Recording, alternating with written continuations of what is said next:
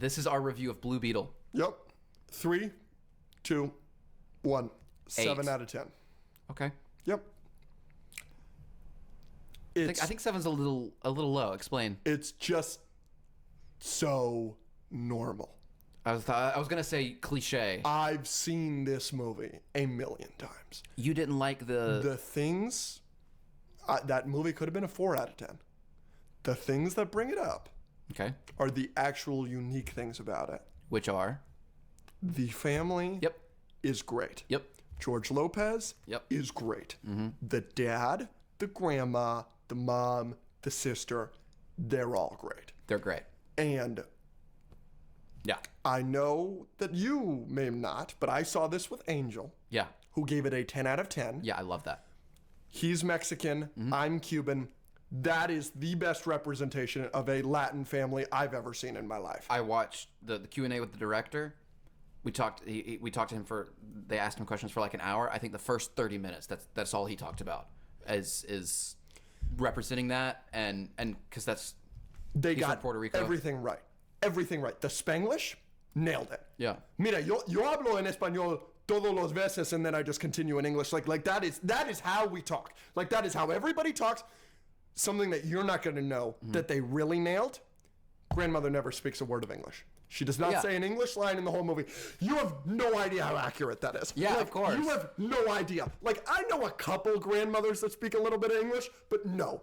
Everybody as their grandma doesn't speak English. Right. Everybody. Like, that was right. Like, they got just everything right. Like, Okay, what's something else that made it good?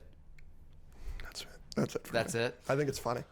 But I didn't care for the action. I don't care for the suit. I don't care for the villain. Crazy. I don't care for I don't care for either villain. Yeah, so villain, I'll give to you. Pretty bland, but it didn't really bother me because the other stuff was good. Nothing spectacular about the villain, either the woman or the whatever. Yeah. The director did say that he really fought to have that flashback for the villain at the end in the movie. So that was interesting. It's good. It's one of the better scenes in the movie. Yeah, obviously, I love the suit. People that I went to see the movie with were like, "Oh, that suit's great." I think the action was great. What did you think about the acting? That was fine. Yeah. I think so. In terms of comedy, I think they were trying to have two comedic reliefs: the sister and George Lopez. I think that George Lopez did a way better job. I didn't find her funny, but Not really. I didn't think that she was supposed to be funny. I think she was. Oh, she is supposed to be funny when she comes out when she takes the. Yeah. That felt lavish. I did not laugh at that. Yeah. You're right. But I found the funniest. But she's in it more in the first half, and then George is in it way more in the second half. So I was laughing more then. The funniest part of the movie to me, though, is not George or the sister, is the grandmother. The grandmother at the end was hilarious. And here's something else. The subtitles do not do the lines justice. Okay. I noticed this. This is the first time I've ever noticed this because I've seen a lot of foreign films. And one of my favorite movies of all time is Parasite. Yeah. It's a masterpiece. And there is a joke in that movie that is lost, that has been explained to a buddy of mine that speaks Korean. There's a funny joke in that movie that is lost from the subtitles. Because it doesn't translate properly. And he explained it to me and I was like, oh, that's very funny. And he's like, that's a moment you're supposed to laugh very hard that you don't get, right? Yeah. This movie has that problem. There's a bunch of very funny things that are said that it doesn't work because the subtitles literally say, thank you. And it's like, that's not what they're saying. They say a lot of curse words that do not get translated. They say cabrona a billion times. It does not get translated in the subtitles every single time. Every line is peppered with a mijo or this or that or all this stuff doesn't get translated. So that was something else. Like I enjoyed that part of the movie a lot that a lot of people aren't gonna get. What was I gonna say? The director also talked about George Lopez, that scene where he's going off about all the stuff that the government or Cord Industries has done, like his testicles. He swam in the lake. Hilarious. He said they did one take where they let George just go and he improv for like 10 minutes, and the balls joke was one that they kept.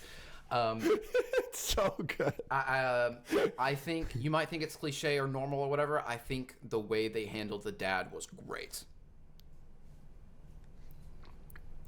I knew you were gonna think it was cliche. I think the emotion. He also said that scene was originally more intense and had more like screaming from the sister and stuff like that.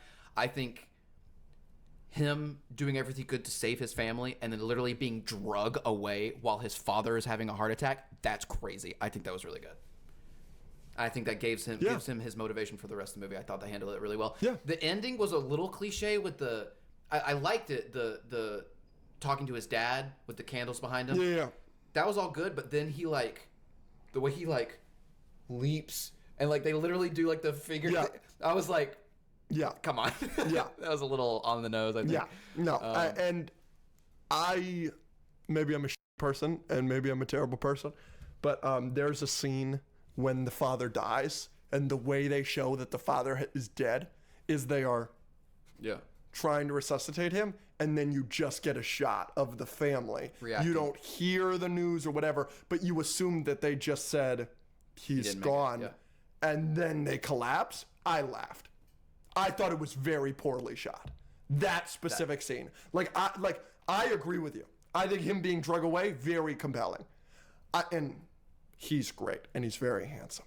Very handsome. So is the love interest. She's very handsome. She's really pretty. I ship them hard. But I when you're just looking at them and I thought it was a little much. Yeah. I thought it was a little much. There are parts of the movie where they do a little too much. I don't think that was one of them. The grandmother saying, "Now is not the time to cry. We'll cry later," and then crying at the end. She said, was "Now the it's time." Best scene in the movie. Yeah. I was like, that is great. But again, every superhero movie now, it's just Iron Man. It's Iron Man 1 every single time. Not every single time. And I'm just over it. The reason I think this is fine is because we haven't had something like this in a while. I think this is refreshing. Yeah, It was a good, solid superhero movie. It's not a 9 or 10 out of 10. It's definitely an 8, and I can understand why it's a 9 or 10 for some people. Can we also talk about his riz at the end, where he's like, "Can I take you?" And then the family's like, "Woo!" Dude, I was like, "Yeah, dude." That was awesome. What do you think of Becky G? Who? You don't know who Becky G is? No. She's like one of the biggest pop stars in the world. Who's that? She's the Suit. Oh, she's the Suit? I thought it was wooden. I wish.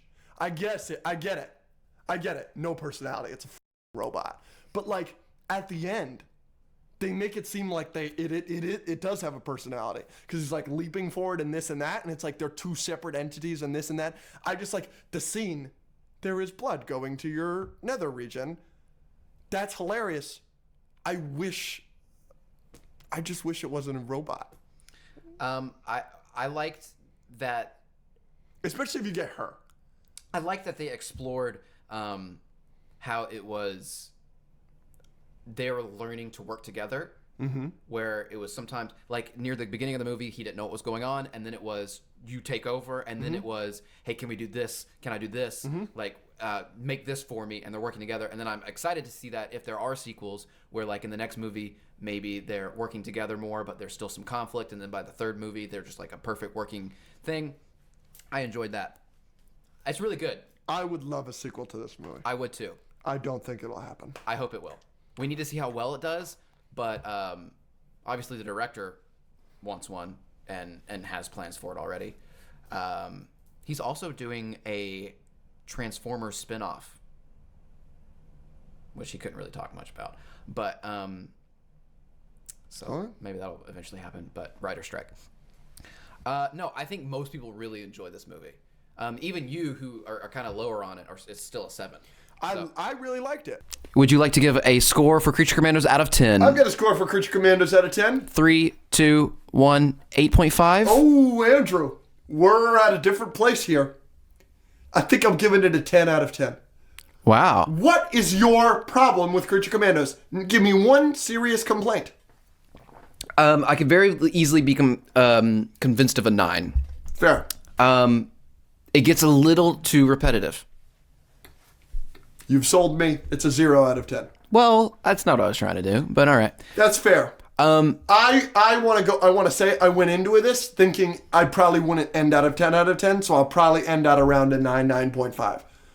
And I think parts of it are slightly rushed. Those are my two complaints. I think it's slightly rushed a couple times, and I think it's a little repetitive.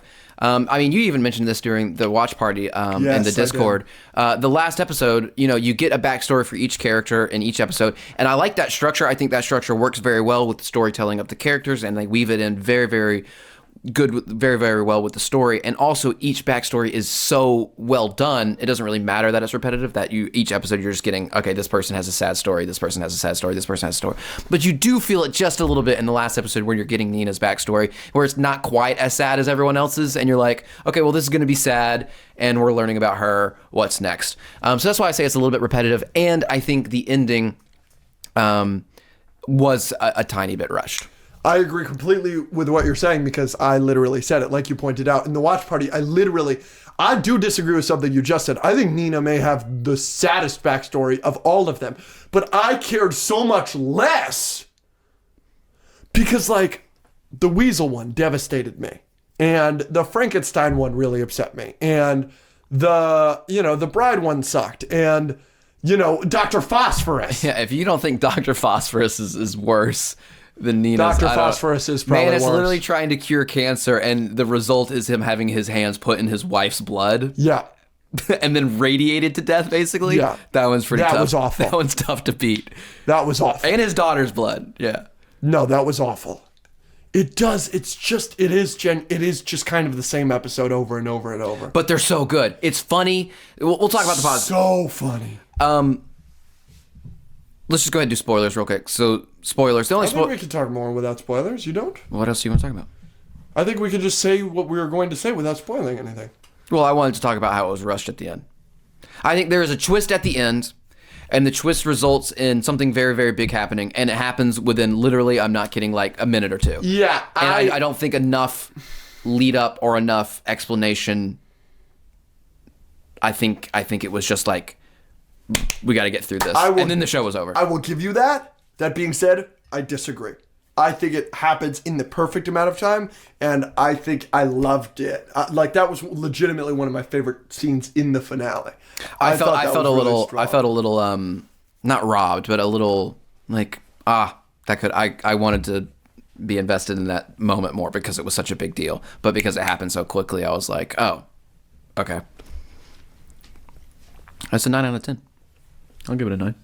Yeah, I might lean 9. The repetitiveness is you're selling me on that. It is the same episode over and over and over. But they're so good. Yeah, the pros of Creature Commandos are basically everything else. The comedy is hilarious. I think Frankenstein had me laughing out loud more than any show that I can remember this past year.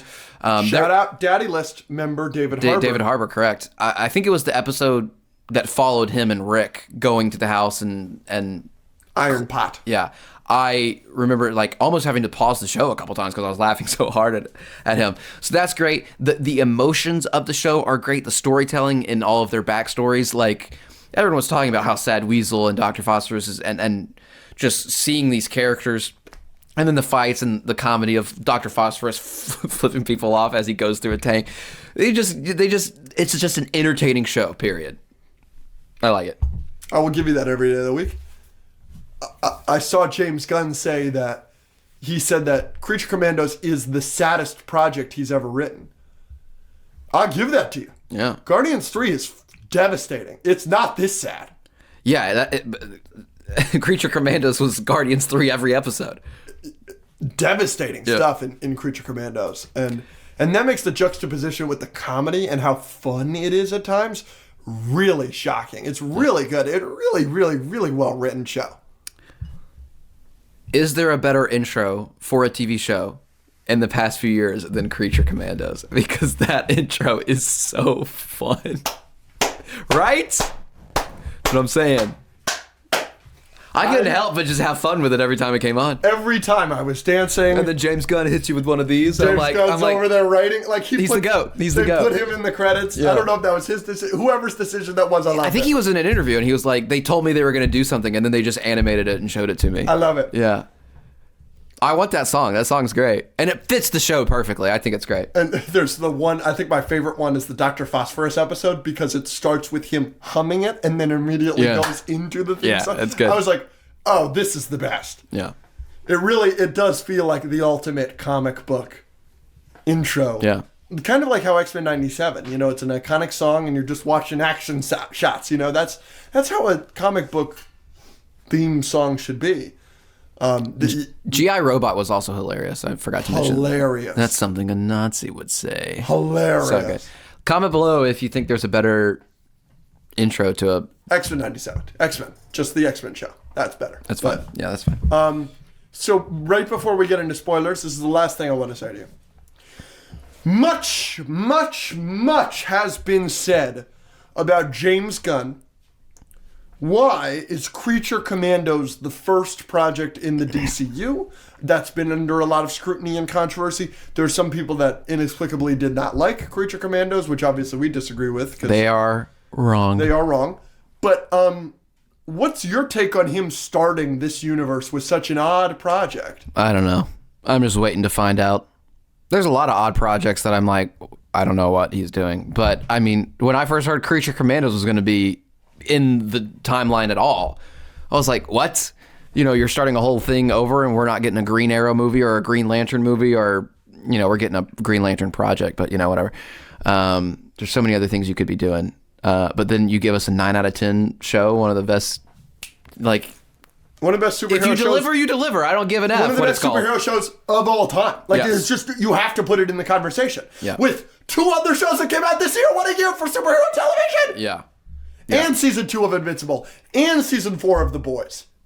Was that all last year? All 2024. The Penguin, X-Men 97, Creature Commandos, Invincible, The Boys. Did I say The Boys?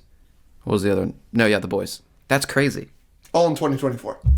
Yeah, that's not getting topped. Best year of superhero television of all time. I don't even think it's close. Yeah, I now don't that think it's Creature close. Commandos has come out. Yeah. What a spectacular show. Here's my rebuttal to the people that were frustrated with him starting, because it's just Guardians of the Galaxy and the Suicide Squad. It's the same thing, and people are like, Can he do something else? Can he do Superman? Based on the Superman trailer and everything that everybody is saying about Superman, I do trust that he can do Superman. But I felt going into the show, I was like, are we sure this is a good idea? Are we sure we're going to like this? And then I watched the show, and I think to myself, how brilliant from James Gunn to start this universe with Creature Commandos. Because everybody, ourselves included, was like, what? We're going to start with that one? That's going to be the first one? Like, are you sure? But it's exactly what everybody is criticizing him for. It's in his comfort zone. He's doing something in his comfort zone to just like ease himself into the universe. And it sets up the whole universe. This universe is so fucking lived in thanks to Creature Commandos. We know about 16 different fucking cities that are relevant. They mentioned the Green Arrow city in the finale. Star City. Correct? Mm-hmm. All the European countries that they reference. You have so many different power levels that you've established with this universe. It was brilliant. It was legitimately brilliant, and I really, now that I've finished Creature Commandos, loved that choice by James Gunn for us nerds, because the regular person isn't watching Creature Commandos, and that's okay. But the regular person that is going to go see Superman, that's going to be their first dive into the DCU, as it probably should be. But for us nerds, Creature Commandos added a lot of fucking context. They gave us a little appetizer. You want to hop into spoilers? Yeah, I mean, I don't really have anything. I had one thing to say about the spoilers, and I kind of said it. Spoilers. You think the ending, the Clayface reveal? I mean, it's just like a little like speech. It's one scene where you learn everything. Yeah. But I kind of love that because it shows how smart the bride is. It shows that she's kind of been ahead of the curve probably the whole time. But she was evil. But I kind of love that because it shows how smart the bride is. It shows that she's kind of been ahead of the curve probably the whole time. But she was evil the whole time. She really wanted to do World War III. Yeah. And she was using Clayface to... This is fair. Do what? This is fair. I don't know. See? Because Clayface went and pretended to be the professor who convinced Waller that the princess was evil. So why would the princess want to do that? And then they sent everyone to go assassinate the princess because of Clayface. You know what? I know what it is. I know what it is. The real doctor, said that Cersei's visions were true. Cersei? Yeah. Is that the evil Themyscira lady? Evil Themyscira woman, the real doctor said that her visions were true. Then she sent Clayface there to be found as the real doctor. Oh, see, that needed to be explained way more because Rick Flag believed the opposite. But that's explained. When? That's explained when the bride says you seduced Flag to get him on your side, which is true. Yeah, but that doesn't mean that the Clayface thing was her. The Clayface thing was her, though. Yeah, but you find that out there. Yeah, this is just what I'm saying. That's a little. I understand how you interpreted it that way. I think I interpreted it correctly, but I totally understand how you interpreted it that way. Yeah, so Clayface was. I mean, if it's such a big deal, she's planning World War III. Also, how, by the way, because she was working with like Gorilla Grodd at some point, or it looked like it. And you're totally correct about this. This is not a problem, I guess, but this is something that I thought about multiple times. Is how is this woman with this army killing that Batman and this world's Superman and all of these characters? None of those characters are losing to her and her nation. Yeah, that's what I'm saying. So she got killed in a 2-minute scene based on an explanation from Bride of Frankenstein that didn't include how she was going to do what she was going to do. And like, we don't really see that at all. But if she's there's like 2 twists that. If she's going to wage a war on the world, she should be killed. So it doesn't really matter if she's going to win or not.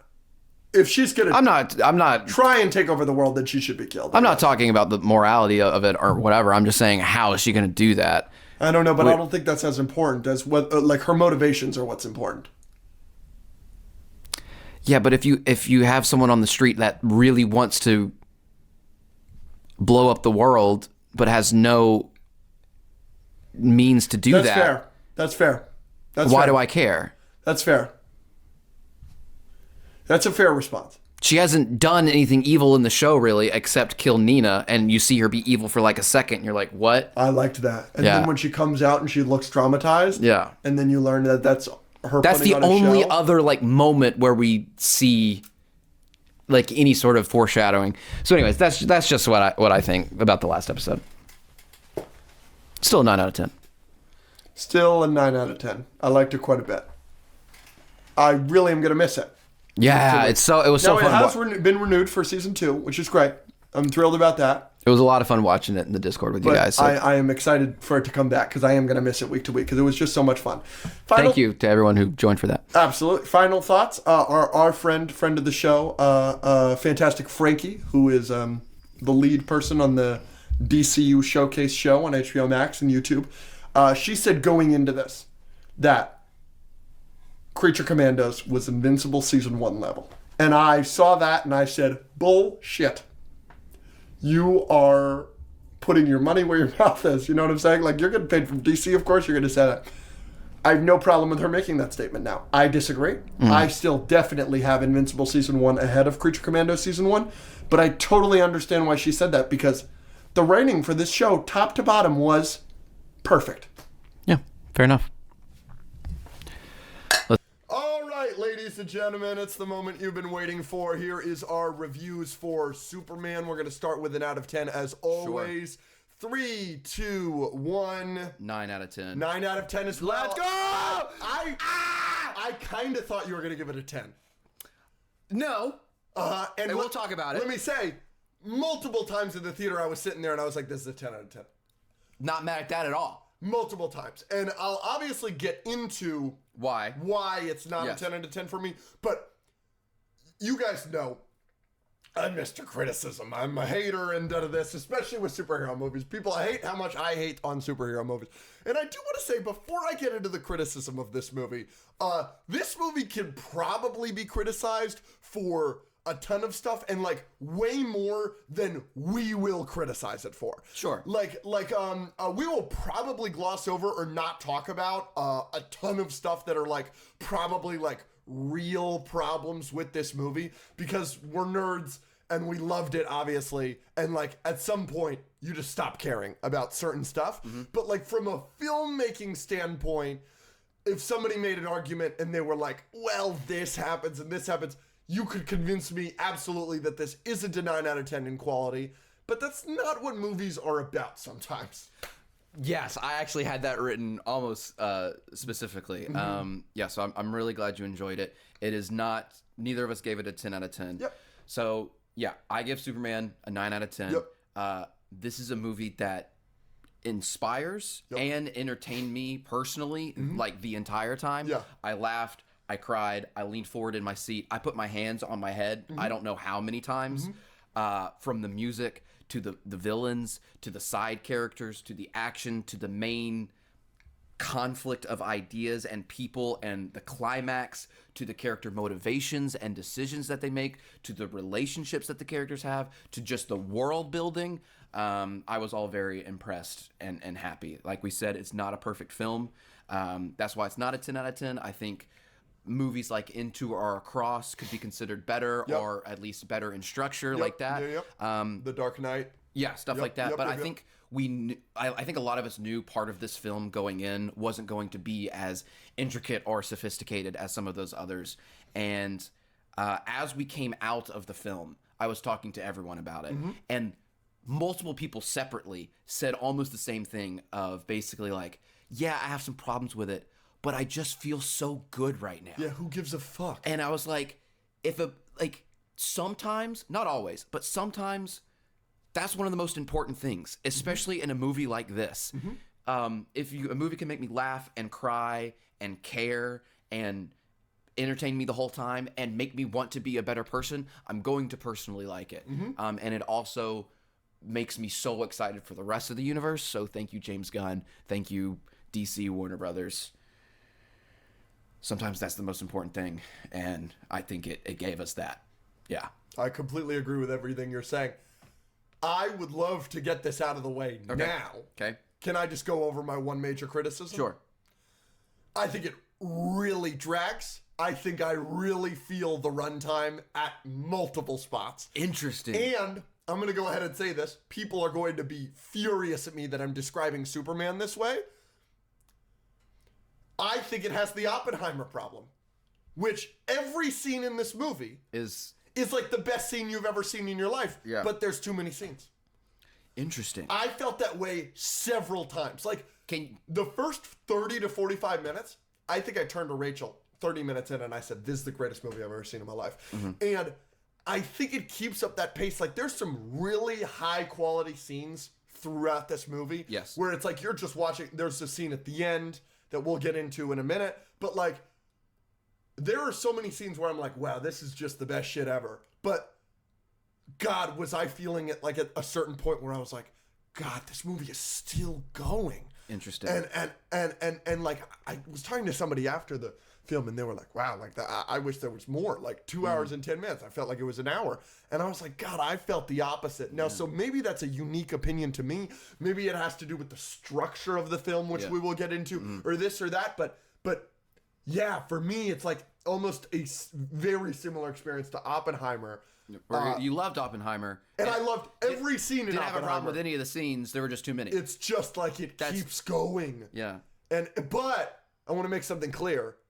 Like Oppenheimer, I gave a clear, concrete, like, you should have cut this, you should have cut this, you should have cut this. I have none of that for Superman. I don't know what you cut. Yeah. I genuinely do believe this is probably the best movie they could have made.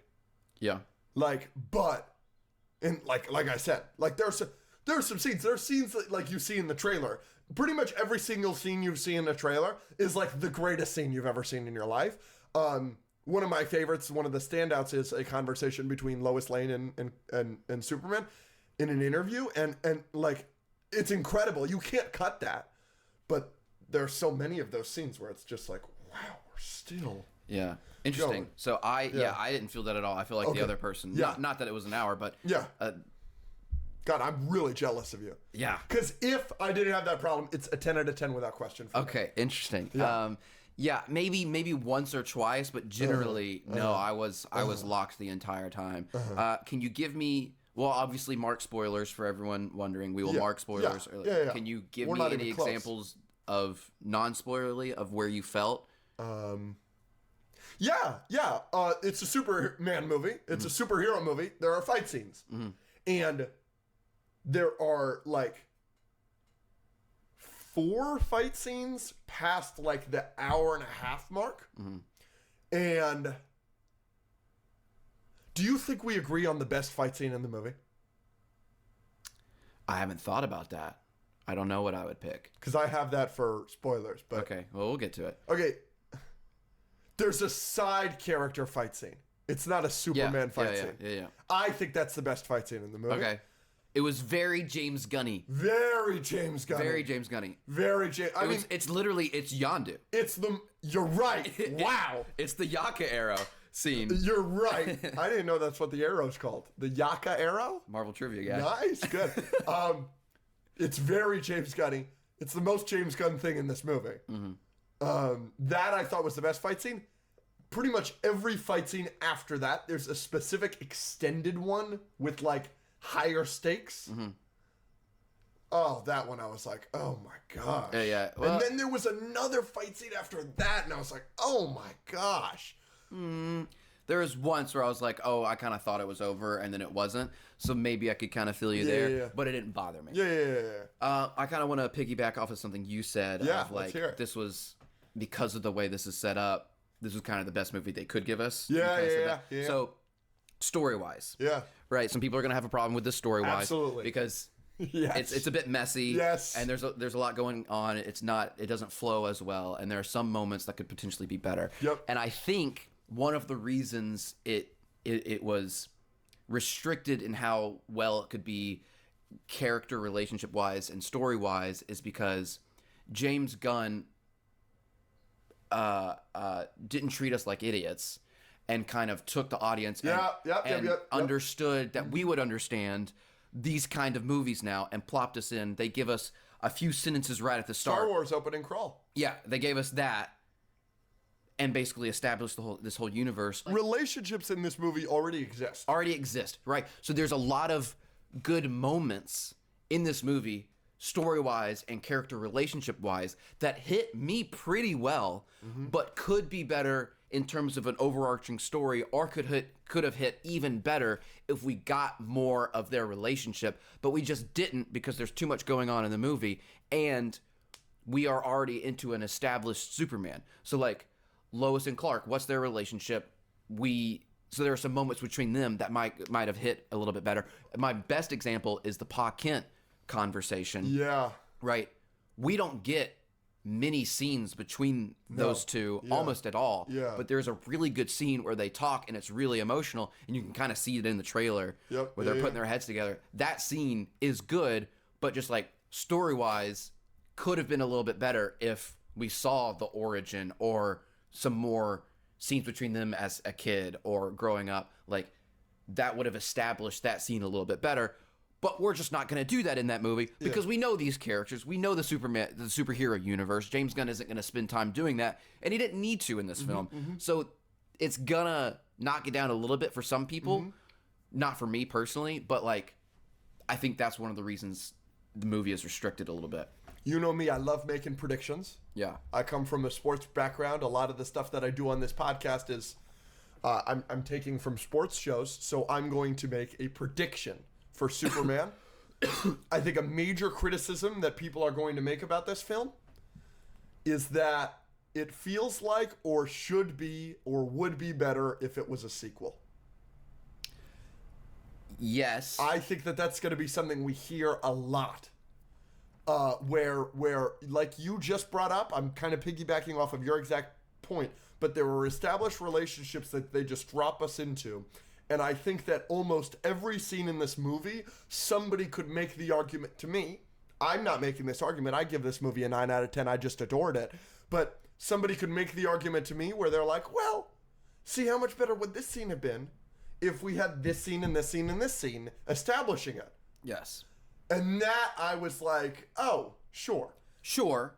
Like, it's not a criticism I'm making, but it is a prediction I'm making that it is a criticism we will hear. In the same way that we hear the criticism all the time of, oh, No Way Home is just nostalgia, or, oh, you know, Infinity War, there's too much going on, or, we kind of make this criticism about Endgame, but, Endgame is nothing, and then it's the fight, I think it's a fair criticism, to be totally honest. Yeah. But, you had to make the decision. Are we going to work on all of that, or are we going to just launch this universe in this way? And I'm glad they decided that. But at the same time, I can't think of a character that isn't already established or already has some established relationship that they could have spent more time on.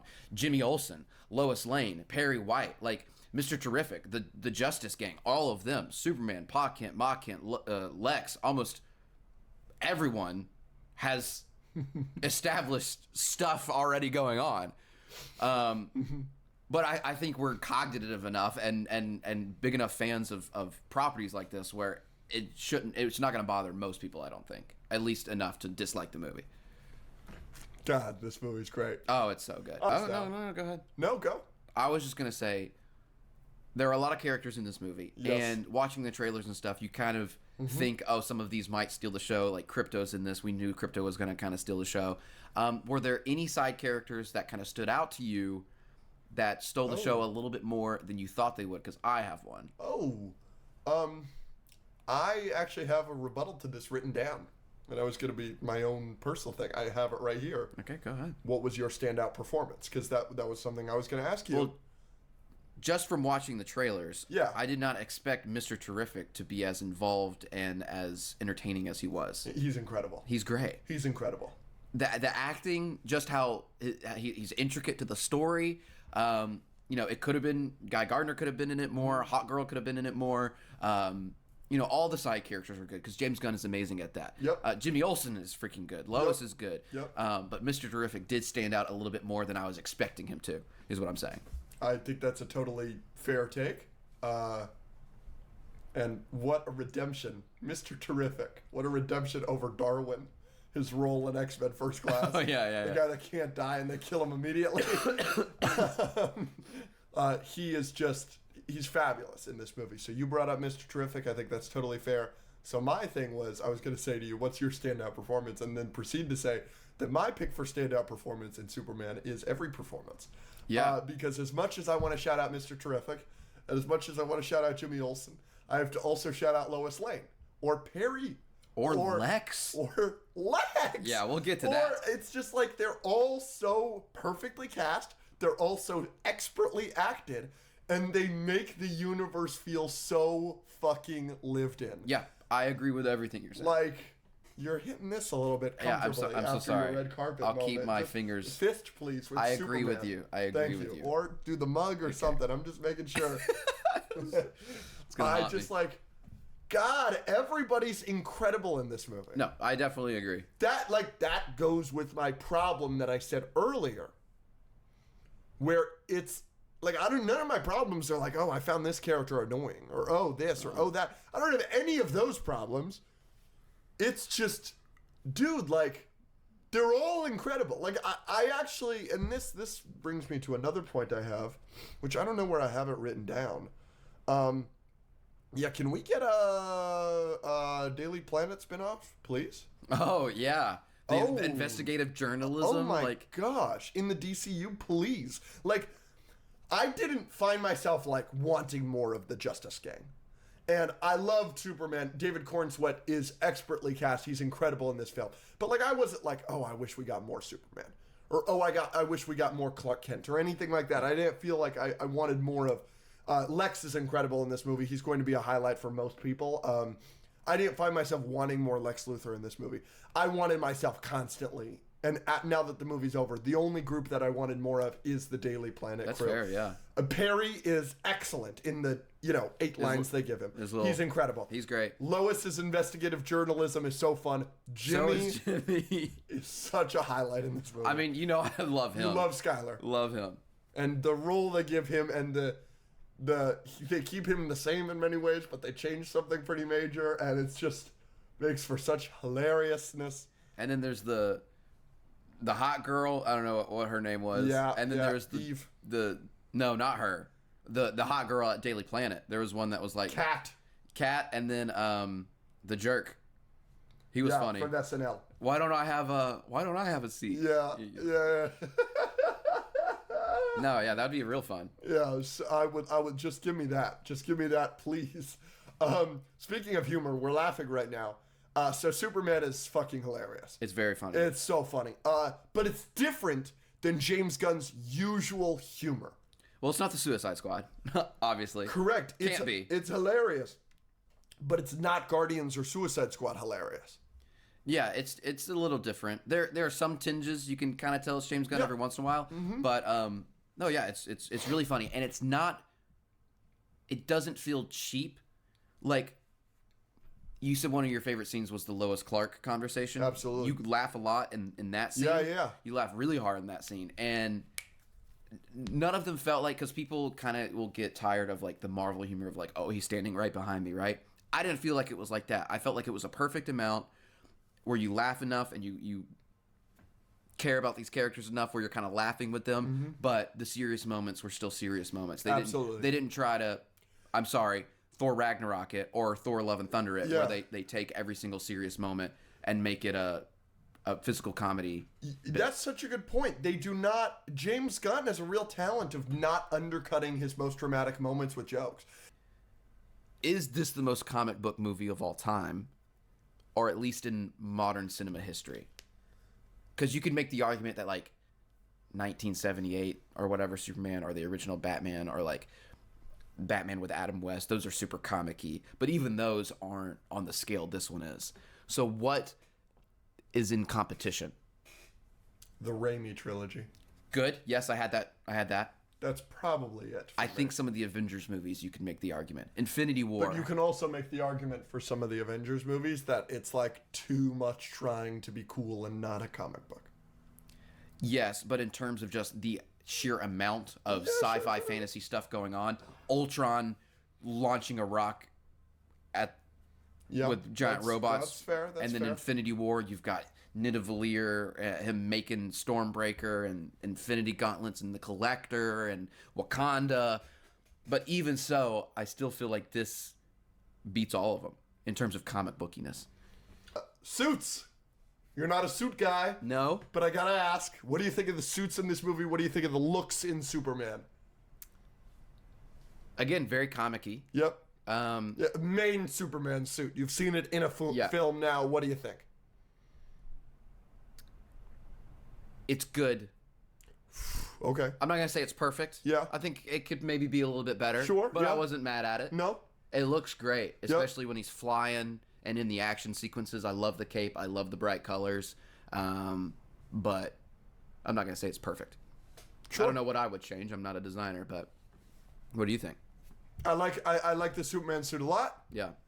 I think the Ultraman suit is fine. I think the Justice Gang suits are fucking heinously bad. Really? I actually thought they were good. They're so You don't like ugly. Mr. Terrific? Mr. Terrific's is fine because that's really close to his comic accurate look. Yeah, I guess I didn't really think about it. But like in Green terms Lanterns. of that Green Lantern and Hawkgirl, like that's objectively not what they should look like. Now it's fine because it's almost certainly going to be a story beat later on, which I really appreciate that James Gunn is already setting things up for this universe. They're funded by Maxwell Lord, who is, not exactly the guy with best intentions usually, and so almost certainly Guy Gardner and Isabella Merced's Hawkgirl and everything, I assume in the future, will break free. You see them in the Peacemaker trailer. They're working with Maxwell Lord, and they're still in those same suits.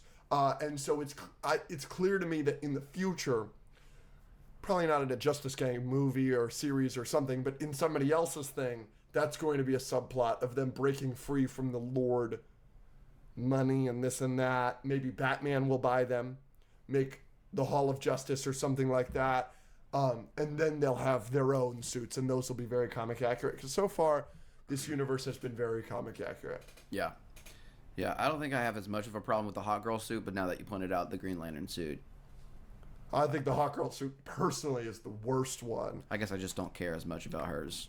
Spoiler time. Ladies and gentlemen, here is your spoiler warning for Superman 2025. We're getting into it. What do you want to hop and do first? I don't really have anything. Oh, I have a lot. So you can go. I've got one question for you. All right. I already went over the Star Wars opening crawl. I wanted to talk about that. All right. Wow. Went over that. Okay. Bradley Cooper as Jor-El. Yeah. What'd you think of the casting? And my next point is Russell Crowe, 2-time Oscar winner. Marlon Brando, 2-time Oscar winner. Bradley Cooper, 0-time Oscar winner, has been trying for that Oscar his whole career. Does this bode well? Will he die with 2 Oscars under his belt?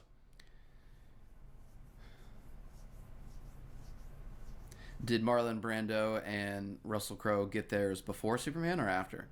Both of them had 2 Oscars going into Superman's. He's gonna die with a goose egg. Ooh. He's not getting it for, what was that Star movie? And then American Sniper? You're thinking of Star is Born? Yeah. American Sniper you just brought up. He had the Conductor movie. Oh, yeah. That one he was that really last Oscar. year? Yeah, he was really Oscar baiting for that one. And then Silver Linings Playbook. Mm. He really wants that Oscar. You like that movie? Silver Linings Playbook? It's a great movie. Yeah. I thought he's fine. I mean, he's not in it like a ton. No, but it was interesting casting. Yeah. You got to get a huge deal for Jor-El. Apparently. So, on top of Jor-El, what did you think about that plot point? It bothers me a little bit. I understand. And I think people like my father are going to be mega bothered by that. Yeah, absolutely. To turn his Kryptonian parents evil, basically. Yep. But in the grand scheme of things, in all the universe of all the things you could change, that one's going to be pretty low on my list of things that I care about. Mm-hmm. He didn't turn Ma and Pa Kent evil. Fuck no. Right? That would be way worse. And he didn't let Superman let his father die or something stupid like that. That would be insane. But freaking Alex Vasquez last night said he likes us better than Man of Steel. And I was like, he's like, there are a couple things I like in Man of Steel a little bit better. I was like what? And he's like, his relationship with Pa Kent. And I was like, are you out of your mind? I was like, what? Let the bus full of kids die. Yeah, well, I was like, are we being serious? Yeah, so it bothered me a little. God, that movie sucks. Yeah, no, it does. Hey, we're being positive now. I'm sorry. We've been negative enough. Yeah, I think it's weird, but I think it's cool that he heard the first bit of the message and interpreted it his own way. And then the villain was able to use the second half of the message. And I think it really tied it together. It really did help me when at the end he's sitting there and he's got his real mom and dad playing. That was a great scene. That was maybe my favorite moment in the whole movie. Which is totally fair. And I think that put me at ease a little bit more of like the reason he did that was like to show like, hey, he's really for Earth now. He's not trying to do this Kryptonian thing. Yep. These are his real parents. And that scene really was really good. So good. James Gunn, man. He's got stuff like that. He's got sauce like that. He's so good. Right there. That other people do not have. Yeah. The change is going to upset a lot of people. For sure, though. Like your father. Yeah. Which is... I literally might warn him. I'm understanding of that feeling. But to me, this is how I interpreted it. And here we go. Being negative again. But Superman's goodness... I say that with the biggest asterisk I can possibly say. Superman's goodness in Man of Steel in the previous universe is so tied to Russell Crowe and the Kryptonian side of him because it's not tied to Kevin Costner or Ma Kent because Kevin Costner is telling him to kill a bus full of kids and telling him, let me die so that you don't have to expose yourself. God, that's so bad. So bad. It's so bad. That it felt like James Gunn acknowledging specifically me and being like, this is so not that. Like the Kryptonians are fully bad. Like these are bad people. Yeah, that's fair. And and I kind of thought it was like, like, because Man of Steel, it feels like it took a lot of his humanity away from him, right? The whole point of Man of Steel and Batman v Superman and all those movies is that he is God. Like, that's the imagery. He's doing this. He's doing that. It's constantly like he is God among men. They worship him, whatever. It was exhausting to live through. It was like so much, look at how much this guy's God. And this movie was like so much like, look at how much this guy isn't God.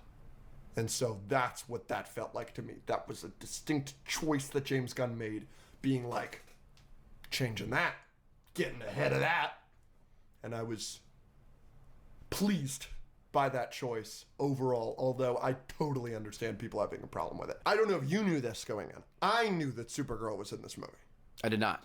So that was a sick surprise for you. Yeah. Okay. I knew that Supergirl would be in this movie. I know a lot of people did at home. I was so surprised that she wasn't in the Pocket universe.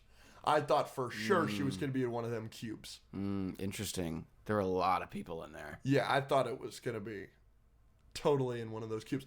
That being said, loved the scene that she was in. One of my favorite scenes in the movie, and probably my choice for favorite scene in terms of comedy. I was dying of laughter in that scene. There's the great Lois interview Clark, scene. yeah. That scene's hilarious. Yeah. Even though it's so serious, it's hilarious. Hashtag super shit. You know that one gets me. Like, all that is hilarious and everything. And there's some hysterical Mr. Terrific scenes. I mean, the scene where he's like, I can shut it down or whatever. And he's like, get out of my way. I can fucking shut it down. You know what? I'm fucking Mr. Terrific. Hilarious, Yeah. right? So there were great scenes like that. But, dude, the scene with him and Gary, which was also hilarious, where he's just talking with Alan Tudyk as Gary, and he's just like, and they're like, you know, I don't perceive emotion, but I would say that she's got a drinking problem. And they're like, no, look, this is why Krypto's such a bad dog. No. And she's just getting slammed into the ground. No boundaries. That was hilarious. Oh, that was just so... And the lore of the red sun and the yellow sun, like, that's such good lore dumping, because he has to explain that to Gary. Like, that's a creative way to do that. And this and that. I thought that scene was just the best. I loved that scene so much. Yeah, I think Superman does a really good job of establishing the universe, right? But then it also does a good job of doing what the MCU used to do and what a superhero universe should do, of Easter eggs and or pointing towards other things. The Hall of Justice with the Justice Gang, that stuff, and having Supergirl come in at the end is just enough of a sprinkle to be like, hey, this is the next film, here's where we're going. Not enough to bog the movie down, and it wasn't even in an end credit scene, it was in the actual movie. Yep. So good for James Gunn for giving us this movie, but then also sprinkling a little bit in for... There's plenty. Lex is going to Belle Reve. Yep. That was a nice touch, just very little, but that was a nice As he's touch. getting into the thing. Maxwell Lord having the interview moment where he's like, well, we can all agree that Lex Luthor's a dick. How about Peacemaker? Yeah, I was about to bring Hilarious. Peacemaker in the interview. They don't like me because they're not as buff as me. Hilarious. I loved that.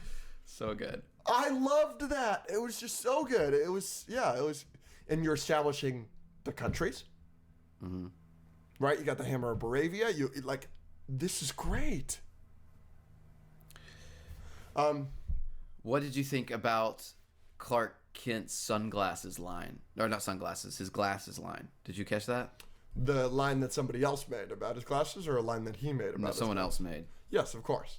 About that's why it's like a little bit of a explanation, because everyone always complains about, oh, well, Clark Kent just puts on glasses, and then we can't tell. That's so stupid. Yep, yeah. So he's still keeping that. Yep. That it's just the glasses. That's basically all it is. His hair changes a little bit. Yeah. But in reality, very comic-y, it's because they're Kryptonian technology that changes like the shape of his face and makes him look a little bit different when he takes them off. Yes. I thought that was really cool. It was great that they explained A throwaway that. line, but that explains... And it explains all, like, Rachel has never seen a Superman project ever. Gets it. Officially gets it. And she asked me a question about that. And she was like, is it always like that? And I was like, it's always like that. It's always just the glasses. But they never explain it. This is the first time on screen that we've gotten that explanation. Yeah. Which is great. Now I know from the comics, like he hunches. And the glasses, and sometimes the glasses are just a different shade and they change his eye color. So sometimes it's like little things like that. They make it Reeves from the bright blue to the pale gray. Exactly. And Christopher Reeves kind of a goofball or whatever. Yeah. We see a little bit about that of that in this film, but not too much. But yeah, I mean, oh my gosh. I mean, I could talk a million positive things. What's your standout scenes for you? Give me like a couple scenes that like really stand out, because we could talk about it now in spoilers. Yeah. One standout thing, they didn't call him this in the movie, but Metamorpho has always been one of my favorite DC characters. I've always liked his powers and the fact that he can just like really turn into anything. Mm-hmm. And we knew he was going to be in the movie. And this is what James Gunn does. He does a good job with these side characters where there's a lot of people in these movies like Suicide Squad and Guardians, but they're not overwhelming. He's in the movie more than I thought he would be. Mm-hmm. And there's a good reason for him to be in the movie with the kryptonite. Yep. And, you know, Lex is like, oh, I have a workaround for that. And the workaround was Metamorpho. So good. But I thought he was going to be in there for that. But then once he gets out and we're starting to see him actually do Metamorpho things where he's turning into gas to be able to fly. And then he's the tentacle guy. And then he's trying to get Superman out of the black hole and everything. And then he's helping them in Yonpor at the end or whatever. That just made me really, really happy because I love that character. And I never, in my wildest dreams, imagined I'd be able to see a live action Metamorpho, much less one that was done that well. So that was a little bit of a standout for me because I love him so much. And one of the best jokes in the movie. Which one? Oh, the Swiggle. We can't have him as one of the faces of the Justice Gang. The Justice Gang. Now that's a cool name. You're in. Hysterical. What was Nathan Fillion was hysterical. We were just talking about the Lois scene where he explains the glasses to her. I mean, the scene where he's like, so you know he's Clark Kent, and for her to just, what the fuck are you doing? You don't know that I know that. Like, hilarious. The running bit of the Justice Gang name, not a bit that needs to be in there, but it's like, so funny. But perfectly makes it sound like cowboys. Yeah, hilarious. And then, which is so funny, it does make them sound like cowboys. Justice Gang. And then the scene of them showing up in Bavaria to save the day, and he's like, "Sorry, kid, Superman's busy, but you got an upgrade." And then it's the middle fingers coming out of the ground. That's so good. There was another funny line. Was it Mr. Terrific when he found him? It was like, superpowered dog, green Tentacle baby, man. tentacle man. I like that line too. Yep, that was funny. Good. There's a lot of good moments. Standout scenes. Yes, please. Again, only seen it once, so let me try and go through this. The Pa Kent scene was good. Any scene with the Kents was good. I really loved them a lot. Okay, I want to ask you about this. Obviously, I adored their accents and how they talked and how clearly positive they are and everything like that. How was your relationship with those scenes? Because when I was listening to Ma Kent, it was just Joan Parker. It was just your mother. And so did that add to any of the emotional for you? Yeah, a little bit. Because I was thinking that. I was like, wow, like this is going to resonate with so many people. Yeah, I think I've lived in LA for 4 or 5 years now, and I lived in Florida for 2. And whenever I lived in those places, people and my mom would come visit. They'd always be like, "Oh, your mom's accent," and I've never heard it. I've never heard her accent because it's just my mom. Yeah. I can hear it a little bit now because I've been out here for so long. So when I go home, I can hear it in her a little bit. And especially my mom's side of the family, her sisters, my grandparents on that side, when they were alive, everyone over there sounds a lot more like that. Not as much as the Kents in this movie, I think, but it was kind of like homey. And I did like when she was like leaning over the phone trying to talk it to it. That was very grandparenty. So yeah, no, it was nice. It was really nice. And I'm glad they're both, we didn't get a lot of them, but that one phone call conversation was really good. And then just the way they're treating Clark and care about Clark when he gets home, shows what good people they are, and that you can find good people anywhere. And that's kind of what the movie is about. So, yeah, it's good. And these were the best people who raised this young man. Yeah. God, I'm getting emotional, dude. That movie's incredible. Holy balls. Well, in the greatest segue in the history of this podcast, how are they going to kill Pa Kent? I don't know. Maybe, hopefully a heart attack. That motherfucker is dead as a doornail. Yeah. Holy shit. I was pretty much as soon as they showed up on the farm in this movie, I knew that they weren't killing him in this movie. 100% the plot of the next Superman movie is he is trying so hard and too hard to save everyone, and then bang, gone. First act. For sure. For sure. Perhaps. Rachel, I read all of these notes to Rachel before I went to bed last night because I was like, do you think this will be a good episode? Do this, do that. And tried to get some ideas from her. And I brought that one up. And she was like, he dies? And I was like, Rachel, this is Uncle Ben. He is gone. He is a goner. Yeah. She was like, no! Yeah. What do I want to do next? We'll come back to scenes. I loved all of the characters, obviously representations, but also like their motivations and how they worked. Specifically, obviously Superman. He has multiple scenes where he talks about why he does what he's doing, and they're all just so great. Mm-hmm. Lois's representation is great. Jimmy's representation is great. Justice Gang, all of that. Another standout one is obviously Lex. You can do so many different things with Lex. But, like, having him, the way he was able to fight Superman with his brain, Awesome. By the way, yes. I was like jumping for joy in my seat. That's like one of the first things we see. I was like, he's calling out moves with a giant robot that has a clone Superman in it. So comic-y. Doesn't make much sense, but it doesn't need to. Like, so good. And his motivations being represented in the Galileo line, comparing himself to Galileo and Einstein, and being like, these morons. The envy line of like, yes, I am envious. Yeah, I'm aware. I'm not a fucking idiot. Yeah, he's like, I know, but this fuels me because you just come down and you get to be a god. That's so Lex. And I don't want to kill you so I could start a war. I started a war so I could kill you. Yep. So I'm so glad you're bringing this up because that was one of my favorite lines in the entire movie was that speech from Lex.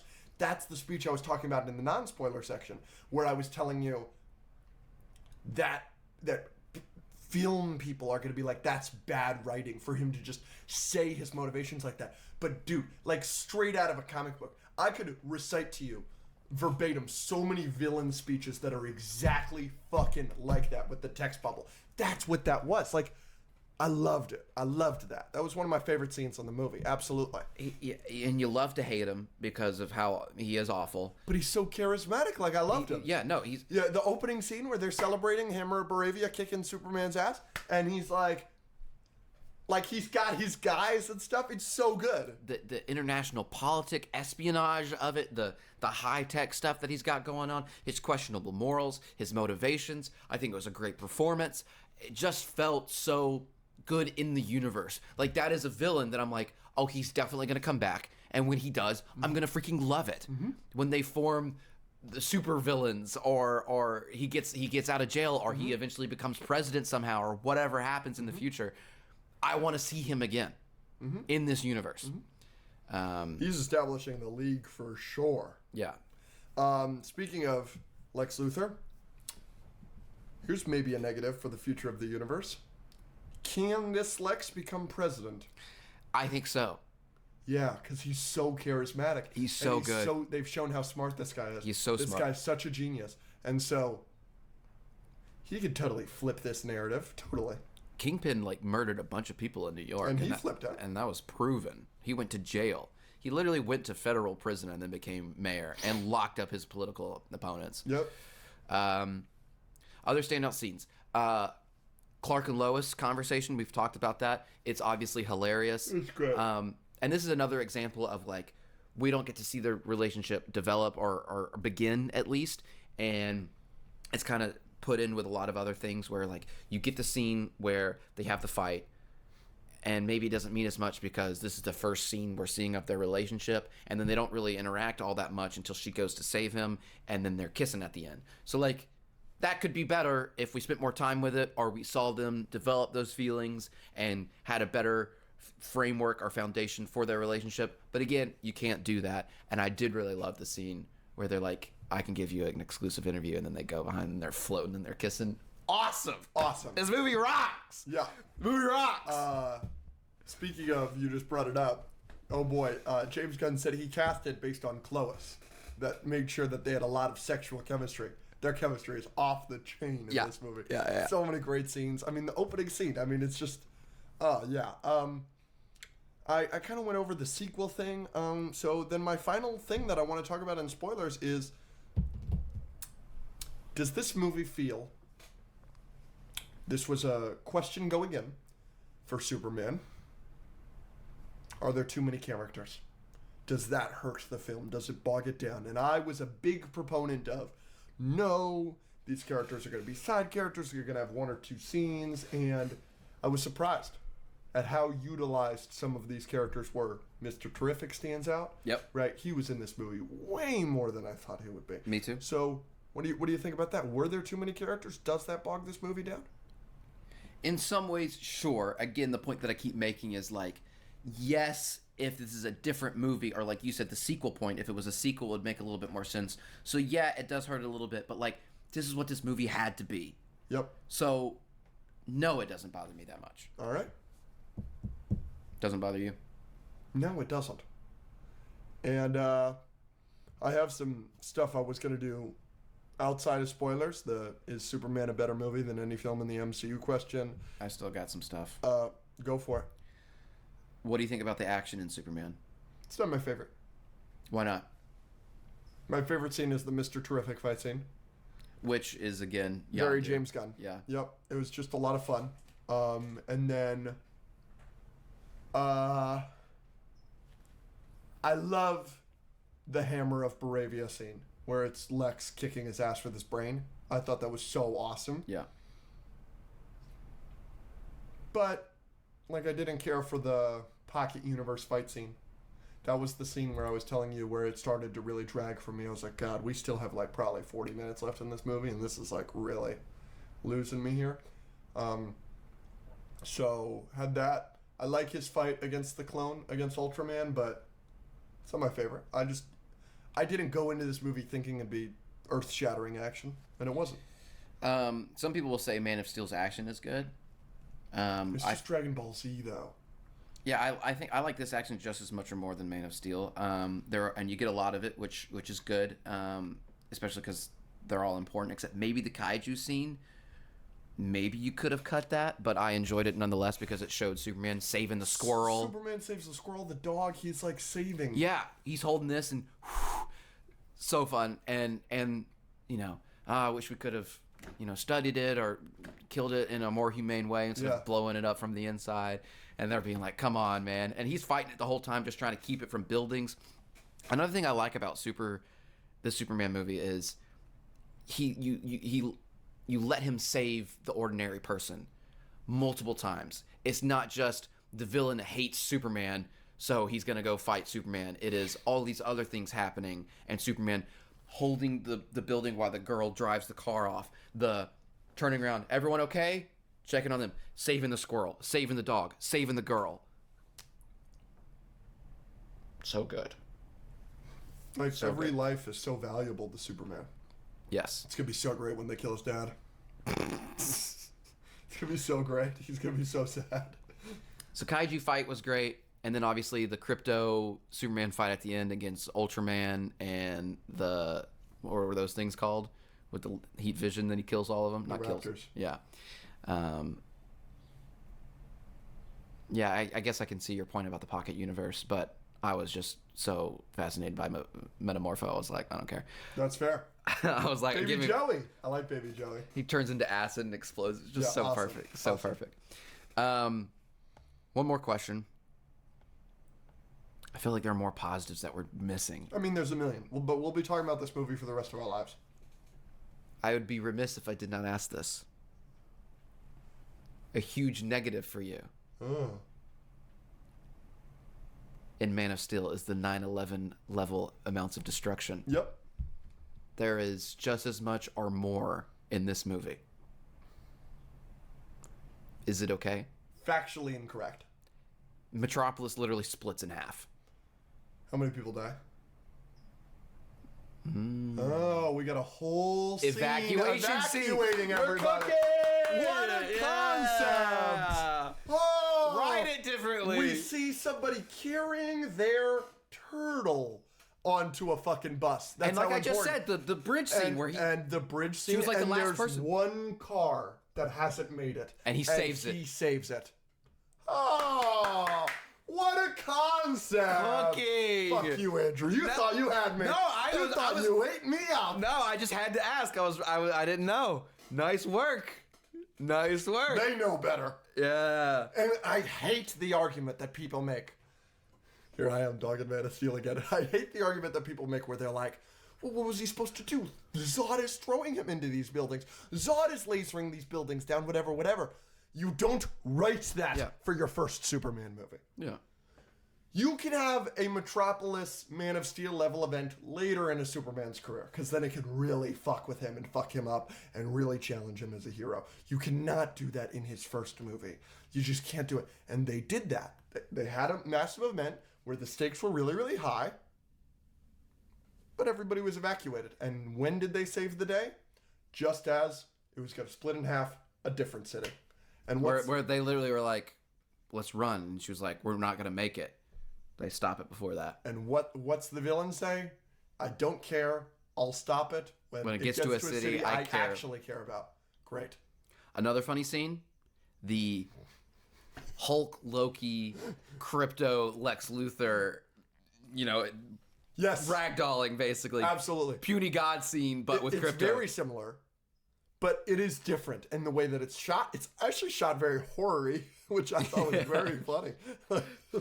Crypto easily could have killed him. There's a shot where he's got blood in his teeth. Where I'm like, whoa. Yeah. Holy shit. The scene where you hit me. That's one of my favorite scenes. Yeah, obviously, of course. Because you get a Lex monologue before that and a Lex monologue after that. Yep. But in between is Superman showing up and being like, here's what you fail to understand, Lex. Yeah. That I am human. Yep. That like I have been here my whole life. And like I choose to do good because I care about other human beings.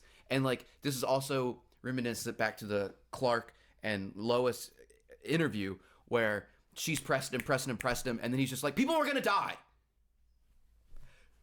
I have to I gotta do something. Like I have to stop it. And like that's what he was talking about with Lex, where he was just nailing what he wants to stand for and who Superman is. And then the Crypto thing happens after that. But yeah, that was one of my favorite scenes. That was just dialogue. Because it was the climax. It was the climax. He did all of this, and you're learning who Superman is, and all these people are questioning his intentions. And then he comes in to the person who exposed him to the world and was trying to make everyone hate him and be like, this is what you don't understand. I'm doing this because it's good, and you're not going to stop me from doing that, period. Did it at all upset you that this didn't happen? I haven't thought about that until this exact second. Mm-hmm. No. Yeah, but it would have been cool. We got enough scenes where it like was superhero. When he saved the girl from the building and she drove off on the bridge, him coming up from the smoke and her looking in the rearview mirror. That during the fight scene where he finally beats Ultraman or something and he's flying up to do the Raptors and there's like a shot where it's following him and then it like slow-mos down on the logo for a second. We get enough scenes like that where they know what they're doing. Yep. It was great. Well, is that all we got for now? We will be talking about this movie for years to come, I assume. Yes, we will. I'm very excited for the rest of the DCU. I'm so sorry if you didn't like it. And I'm really excited for the sequel to this because I hope that this makes a lot of money and we get a sequel ASAP because this was wonderful. Peacemaker time. It's a show. It's DC. Yes. Season 2. You want to rank it out of 10? I do have a score out of 10, if that's okay. Yeah. So here are our Peacemaker Season 2 in completion scores out of 10. Yeah. 3, 2, 1. I'm giving it like a solid 8.5. I'm at an 8 out of 10 as well. Yeah, I'm leaning towards 7.5. Okay, so you're leaning down. I'm kind of leaning up. Yes, I really liked season 2. I really did. There were moments in Peacemaker season 2 where I was like, this belongs in the upper echelon of James Gunn projects. Yeah. And then there were moments in Peacemaker season 2 where I was like, James Gunn has gone too far and too James Gunn here, and he's lost me. Some people have been saying that. I think season 1 does that way more, in my opinion, at least with the comedy. I like season 2 better than season 1. I do too. I like season 2 of Peacemaker better. Yes. And some people will act like that's a crazy take. I don't think it's a crazy take. I don't think so either. Because I thought people were going to be mad at me when I said that. Because everyone glazes Peacemaker season 1, and I wasn't as high on it. I like it, but I felt like they were trying too hard sometimes in season 1, and then it just didn't work for me, even though I still think it's a really good season. So then I said to a couple of our friends or content creators, I was like, I'm liking season 2 better. And I kind of braced for... You're crazy. You have no media literacy, blah, blah, blah. And everyone I said that to was like, yeah, I kind of agree. So I don't think it... now, obviously, that might have changed with the finale. We'll get to that. But overall, yeah, I think they're both good, but I lean towards season 2. Yeah, I think that's perfectly fair. Let's go over some... There's stuff we need to talk about, obviously. But let's go over some little things that I really want to talk about before we get into the cream of the crop. The DC Studios intro... with Superman doing the thing. Yeah, right? I know that this is such a little thing. I want to hear your perspective on it.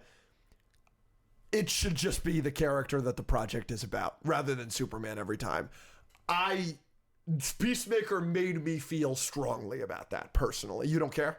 Obviously, I don't care. I think that's a dumb thing to care about. But if it was Superman for Superman... Yeah, the Marvel logo has everyone. Yeah, they change it. They change it all the time. They change it around, sure, but it's not the same exact thing. But like, why? I'm not going to require the Marvel logo to only have the Hulk in it. If Supergirl Woman of Tomorrow comes out and it's a retro Supergirl breaking out of something or doing something, that would be awesome. That would be awesome. Yeah, but it's a logo. You're the reason they're not going to change it. They're not going to do this because of laziness, because you don't care enough.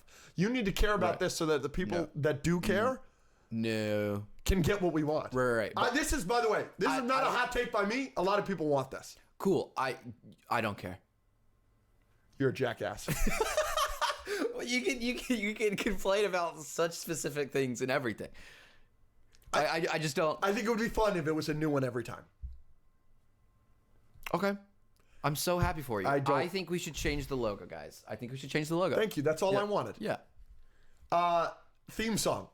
The song intro. Yes. With the dance and everything. Yeah. Obviously, the first season is iconic. Yeah. What do you think about the dance and theme song intro for season 2? Do you like it better? Do you like it worse? Do you like the Foxy Shazam song more? How do you feel? Okay, obviously, I think season 1 is better. It's a little more fun. Okay. But when the first episode came out and people saw the dance and it wasn't like the same kind of song, or it wasn't the same vibe, or it wasn't as good as the first one, people were like, this sucks. This intro sucks. Yeah. Again, maybe I should care more. I don't. I think it's fine. I think this is cute. Yep. They're all dancing. I'm glad they brought it back. I'm glad they did a different version of it. Yep. I'm glad they just didn't recycle the first season. Yeah. They gave us something that's similar. It's a different vibe. The season has a different vibe. I don't like it as much as the first one, but people were like super mad that it wasn't as epic. I don't know. Guess what? Yeah. I like it better. Oh. I like the season 2 song better. Take. That's a hot take. I know. I do. Like, I get that that's iconic and great. I like that one more. And it was so much fun at the time. But I love this one. And the da-da-da-da, as the credits are rolling and we know the name of the episode and who wrote it and who directed it and everything. The last time that happened, I went... yeah, what the... 2 of these bad boys showed up last night. Unbelievable. We need an exterminator. The last time it happened for the last episode, I was like, wow, I'm really going to miss this. Like, I really enjoy it. So, and I never felt that about the first theme song. So I'm going to say I like the second season theme song better. We have a friend of ours, we'll call him Josh. Sure, yeah. Coming to our party, which is DC themed, and he is coming as Peacemaker. And a lot of fun. He has learned the dance. That's great. So we need to play the song so that he can do it. That's great. I like that a lot. It's going to be a lot of fun. I like that a lot. What do you think is the best episode of Peacemaker season 2? The finale, obviously. I'm just kidding. For me, it's 6. Them screaming a black is pretty crazy. Spoiler alert. I mean, everyone's seen that. I saw that before I watched. One got out. One got out is insane. Crazy. That is crazy. Yeah, that's a pretty crazy episode of television. Yeah.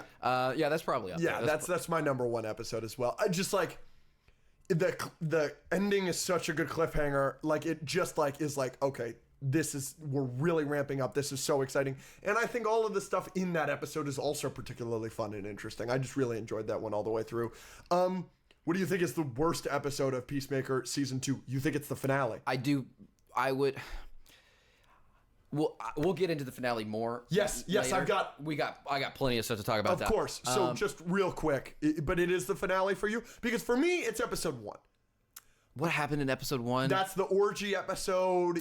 He's real sad. He's being kind of mopey the whole time. You know, there's that great joke with Harcourt where they're like, "You've got your textbook toxic masculinity," and it cuts to her. Yeah. That's hilarious. But like, it's Adebayo is driving him around or whatever. He's auditioning for the Justice I like Day. that scene. Yeah, I liked all the episodes. To me, episode 1 is the worst episode of Peacemaker. Period. Like I found it so unlikable. Like when that happened, that's what I was talking about at the start of this, where I was like, "That's James Gunn going too far." Because of the orgy.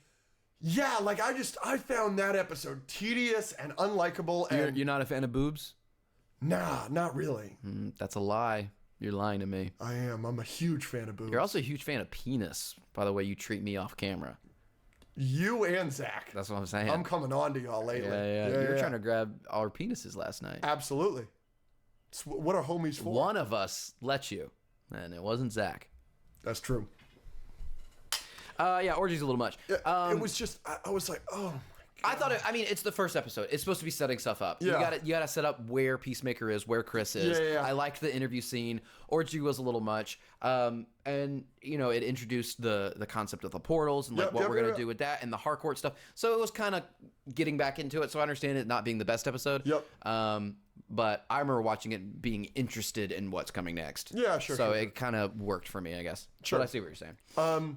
So it's a James Gunn project, so it's obviously fucking hilarious. Yeah. Did you have a favorite joke in Peacemaker season 2 that stood out to you? Favorite character, funniest character? What were all the funny moments for you? What's his name? Flurry. Okay. Absolutely hilarious. I have him written down as well. Flurry probably has my favorite joke of the season.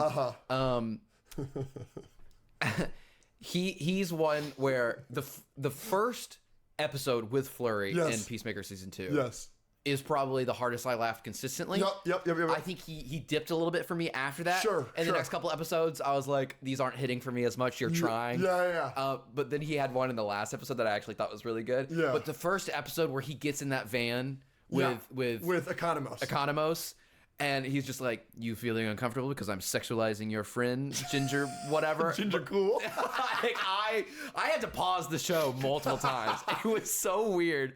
I loved it. The moment for that with me, first of all, every nickname was hilarious, but when he is the bald woman, and it's the only woman in the team, he looks at her, he looks at her bald head, he looks back at her, and he goes, titties. I lost.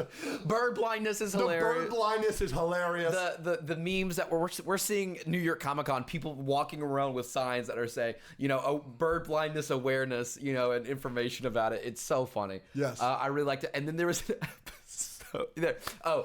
The last episode. Yeah. Him and yes, Vigilante are talking. Yes, with the spider facts. And he's trying to do spider, and that's funny because it's been a running bit that he wants spider facts. But then when he's like, spiders can't produce milk, and Flurry's like, yeah, they can. He's like, where can you get spider milk? Whole Foods. That's right. That was hilarious. That one broke me. Yes. That was hilarious. Yeah. He was great. Flurry was hilarious. How did you feel about the action in Peacemaker season 2? I can't really remember what was season 1 like. Oh, he was fighting that controlled woman that was naked. Mm-hmm. He fought a naked woman in season 1, right? And then blew that apartment up. Yeah, that's in episode 1, I believe. Was that episode 1? Yeah. I liked it. I mean, we get the in the other universe when he takes down the people trying to blow up the bank or whatever. Yep. I thought that was good. What do you think? What else was there? I wished it was better. Consistently, I wished it was better. Just like it didn't give me enough. I thought that the Peacemaker v Peacemaker fight in episode 1, here I am shitting on episode 1 again, was specifically disappointing. Oh yeah, that's in episode 1. That cliffhanger was so good to me. I was. He kills himself from another universe and the episode ends. That's great. But I wish the fight was more interesting. I wished. Yeah, I just I consistently wanted more from the fights from Peacemaker specifically, because I think his fights are so great in the Suicide Squad. Specifically, there's the hilarious scene where him and Idris Elba are going back and forth, and they have. I didn't feel that the creative kills were there in this season of television. When like the most interesting and exciting fight scenes for me in season 2 of Peacemaker were the Harcourt fight scenes. Harcourt I loved her fight scenes, and so I was always disappointed that Chris wasn't given that same je ne sais quoi. So Peacemaker season 2 action is kind of your Homecoming.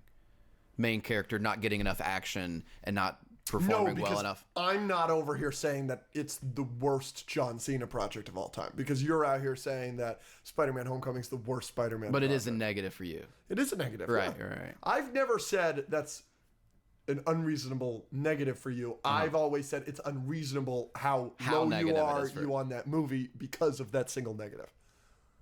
It's a big negative. I don't know if you felt this way watching Peacemaker season 2. This was one of the biggest disappointments for me about the finale. Are we jumping into the finale? Nope. Okay. I really want to know how the Nazis won World War II. You need to explain that to me. No, you don't. Yes, you do. Why? I want to know how they won. Why? Hitler's one of the biggest idiots in history. If that guy's got a mural in fucking Argus, I want to know what was different. Like, there's a TV show. They told you what was different. They won. There's a book. There's a TV show called The Man in the High Castle. And the explanation for that is that our president was assassinated during the Great Depression, so we never get out of the Great Depression, and that's how the Nazis went. That's interesting to me. That's fine. Okay? I want an explanation like that. Obviously, we probably will get a season 3 of Peacemaker. I want that explanation. Would you rather have the explanation for why Hitler won or changing logo? That's a phenomenal question. I think I'd rather the logo because it's across all of the DCU. Right. Yeah. And then last thing before we get into the main course. Yeah. Lex Luthor cameo. Yeah. I thought that was wonderful.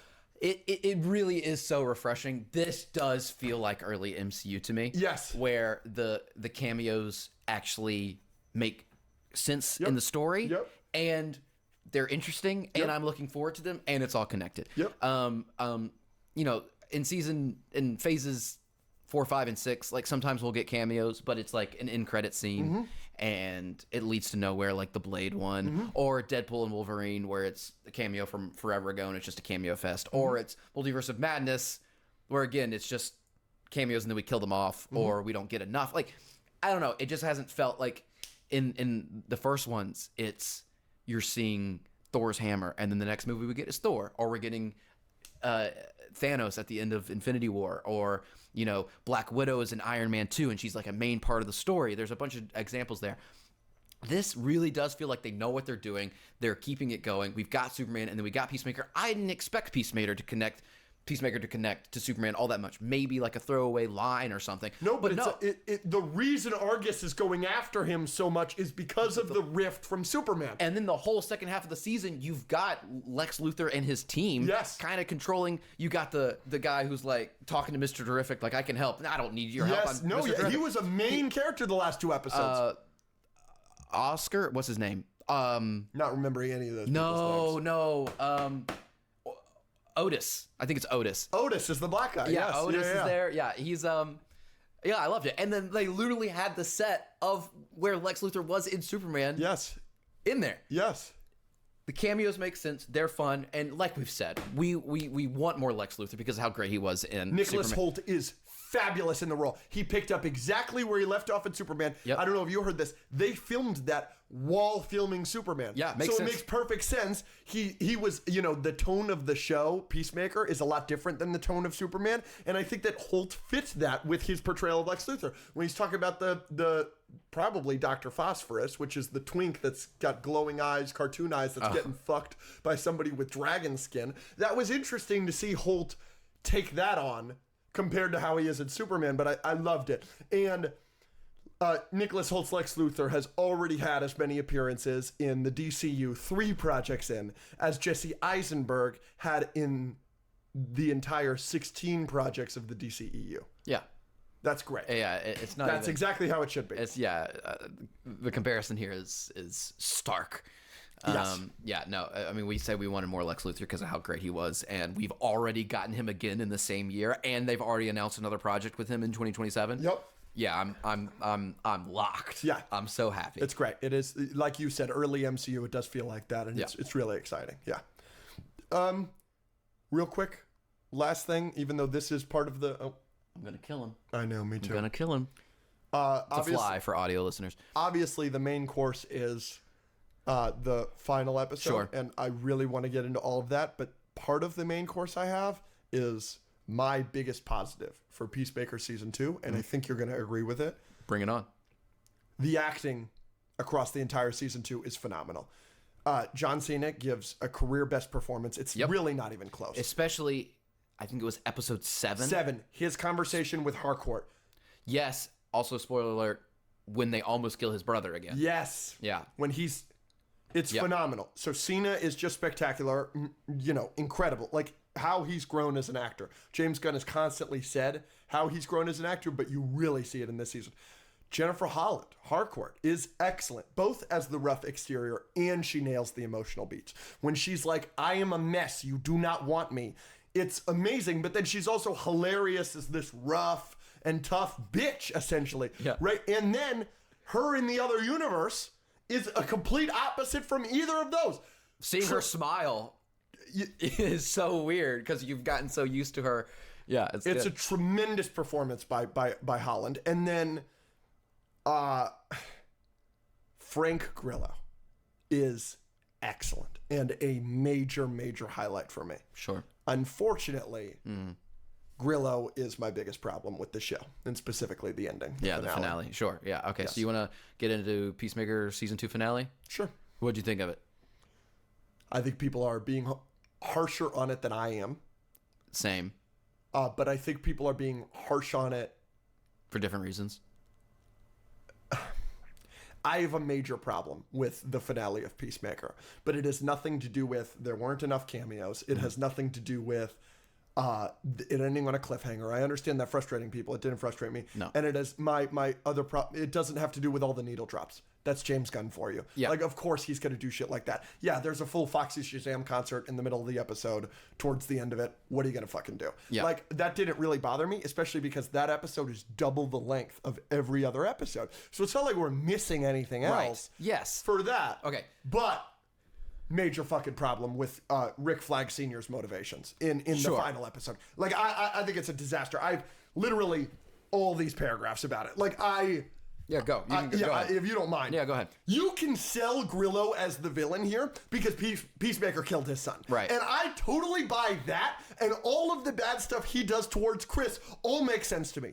Where you lose me is all of a sudden his disdain for metahumans, where he's giving a Lex Luthor-like speech in the Pentagon War Room, just like we see Lex do in Superman, where they acknowledge his heel turn with a line, but I don't think we have like the proper development in Peacemaker Season 2 based on the way he acts in Creature Commandos. In Creature Commandos, Dr. Phosphorus almost kills him in one of the first episodes, like trying to get the Shocky device, and then like something like that could have radicalized him against metahumans, but you didn't do that in Creature Commandos. You never established that, and he's shown to be working closely with and showing much respect to pretty much every metahuman in that show after Dr. Phosphorus does that. Then in Superman, at the end of the movie, there's a specific line said to Grillo's Flag Sr., I'm glad you're not worried about the metahumans, Rick, because they're running the planet now, or something like that. That line comes after the Clayface fight, after the Phosphorus fight, so like the only justification for his actions and words against metahumans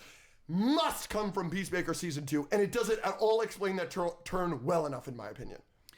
Yeah, what was the line that they put in there? There was like one line. You mentioned it. Yeah, in the War Room in Peacemaker Season 2. The same guy that says, I'm glad you're not worried about the metahumans in Superman, that same guy goes, what's the deal? Like, you were just hating on Lex Luthor for this exact plan, and now here you are and what working with him and touting this plan. And Flag goes, I hate Lex Luthor, but he's the smartest man on the planet, and I'm just trying to keep America safe from the metahumans. Does it work for you? You have not sold that properly. No. That's not enough. I'm glad they did put that line in there. It helped me a little bit because I think in that line he does say something like, "I don't hate metahumans. Lex is just smart, and I'm trying to keep it safe." So like, it wasn't a complete turn on like him hating all metahumans like Lex. But I agree with you. His acting and motivation and turn, like, you know, they're dragging agents who are dying out of the wormhole, and he's over there laughing and drinking with his buddies. Like, that's not the Rick that we've seen in either Superman or Creature Commandos. Correct. Yeah. Like, it's just, this is a big major positive for us so far in the DCU is the interconnectivity of it. Yeah. And how something in Superman has consequences in Peacemaker Season 2, which may have consequences in Supergirl, which may have consequences in Lanterns. And we're talking about how it feels like early MCU, Phase 1 MCU, how everything's interconnected. Well, a major fucking problem is that the main hero of your first project ever, Creature Commandos, who I totally buy as a hero in that show, is just a total asshole in Season 2, specifically the final 2 episodes of Season 2 of Peacemaker, and I feel that his motivations don't line up, other than his disdain for Chris, which makes perfect sense for me. Yeah. That's my problem. You're not, like, he's leading the team at the end of Creature Commando Season 2. He leads that team with the Bride and GI robots back together and this and that. Like, you're not selling me that guy is, like, all of a sudden just gonna put all those people in this fantasy world. Like, I hate that shit. That really bothered me. Yeah. That was good. That was a good monologue. Thank you. You think I rushed it a little bit, or? I don't know the audio. The audio's been down here the whole episode, and then it's up here. I might have to do something about that in post. But other than that, I think the delivery was great. I think your acting was up there with John Cena. Thank you. That's an honor. I'm just kidding. You talk about your negatives about Peacemaker Season 2 finale. Okay.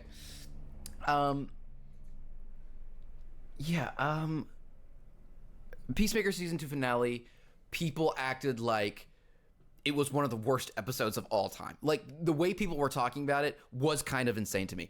I don't think it's perfect. I think it's one of the weaker episodes, mainly because it is a finale. But like you said, the cliffhanger does not bother me. Nope. I think the main things that bother me are everything that are not Chris related, like you were talking about. I think the Rick Flag stuff was a little weird, and then you spent so much time, the whole first half of the episode, Chris is barely in it. The most interesting stuff to me in the season was the Chris stuff. The new universe, his relationship with his brother, having to deal with that, the love weirdness with him and Harcourt, that team, what's their name? The 31st Street. 11th Street Kids? 11th Street Kids. Like, their relationship, them hanging out on the rooftop, being friends. That scene was wonderful. The best friendship between him and Adebayo. Adebayo is great. Yes. I love all of that. And for the first half, we basically don't get much of that. Correct. We focus on these weird portals that are coming out of nowhere. We spend a lot of time on that. Rick Flag acting weird. So I understand the first half of it not being as strong, but then you go into some of the most, people always call me the I need action guy. The best parts of this episode, when they find him in that hotel room after this entire season and what he's gone through, almost watching his brother die again, having to deal with Harcourt, not loving himself, not knowing whether he's a good guy or a bad guy, getting rejected from the Justice League, whatever the frick, and they find him, and Adebayo gives him this speech where she sits down and like, we're your friends. Yeah. Like, we don't care what just happened. You do not run away from us. Yes. Like, we are going to be here for you. And then follow that up immediately of all season he's been asking her, did it mean anything? And she finally turns around and goes, of course. Of course it meant something, Chris. It meant everything. Yeah. Are we kidding? Yeah, phenomenal. You're going to give this episode a 0 out of 10 when you have moments like that? You're so right. It's so stupid. You're so right. Oh, Peacemaker Season 2 finale, the gun jammed. Shut up. Like, I think that's stupid. At best, guns reloading. At worst, guns reloading. And I don't even think it's that bad. Everything in the DCEU so far, Creature Commandos, Superman, and now Peacemaker, is everything to me is like an 8.5 or above. Like, that's Superman and Creature Commandos for sure. For sure. I think both of those are 9s, and then I'm giving Peacemaker like a 7.5 or 8. Yeah. So I understand the problems with Rick Flag Sr. and the pacing being a little off. Yes. It was a longer episode. Yep. But other than that, I think the internet is, every year I am reconvinced that the internet is just a cesspool of like, a lot of the times, of just like an echo chamber of like, if some people say that this is the worst thing ever, people are gonna create this little echo chamber. And I think there are a lot of people out there who love Peacemaker season 2, and while, like us, don't think the finale was perfect, think there was some good stuff in it, and it doesn't ruin the whole season. Also, the finale, the cliffhanger, I thought was really interesting. I'm interested in the cliffhanger. I agree with you there. Yeah, so a lot of people are going to, I think a lot of people in our comments are going to be like, oh, these are the guys that glaze Superman into oblivion. They're just trying to suck off James Gunn, because I said I literally would do that. Fair. Yeah, of course. So fair. But no, I don't think this has anything to do with us trying to have some sort of... Guardians 2 is the worst MCU movie, by the way. Okay. Like, Thank you. What are you going to do? But, so, loved that speech. And I agree with a lot of things. Also, it has that freaking hilarious bit that we talked about that made me laugh out loud. Absolutely. I don't know. And I loved the montage after their conversation in the hotel room, where we get to see them all just being friends together. Yeah. That was lovely. And setting up the new office, and that's going into season 3, and then he's in a different universe. It's a great cliffhanger. Yes, I'm excited for season 3. You don't have to think it's perfect, but goodness gracious, some people needed to calm down, in my opinion. We're about to talk about something that has been a point of contention on this podcast. Okay. Something that you and I have very much disagreed with. How much blame does James Gunn deserve I meant to bring this up. for hyping up these last 3 episodes Sure. as much as he did?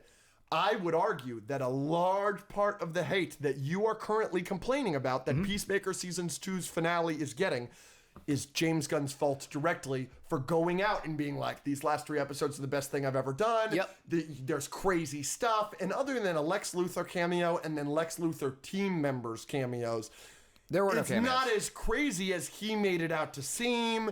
I understand why he loves these episodes so much, because he got to show a Foxy Shazam concert in the middle of it. But like, him hyping this shit up to that level, what do you think about that? Yeah, I'm always of the opinion, when you said your only main complaint about was Rick, Yeah. I was surprised, because normally you're the one that's just sniffing the cocaine of the press junkets and what everyone's being saying about it. Daredevil Born Again being the main example Absolutely. of going into Black Panther Wakanda Forever. Right. Big problem with that. Yeah. going into a certain project with preconceived notions based on something that either the actors have said or whatever. I think this example is a little bit worse than some of those others, because it's James Gunn. James Gunn wrote or directed. He's the main guy. He's the CEO.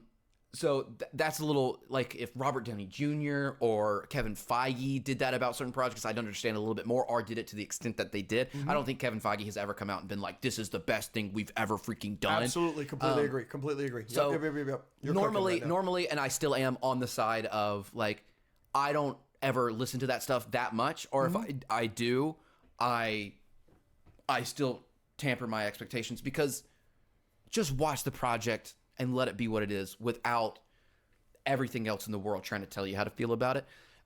So yeah, I do think James Gunn is to blame a little bit, because, you know, we talked to Peter Safran. He said the same thing.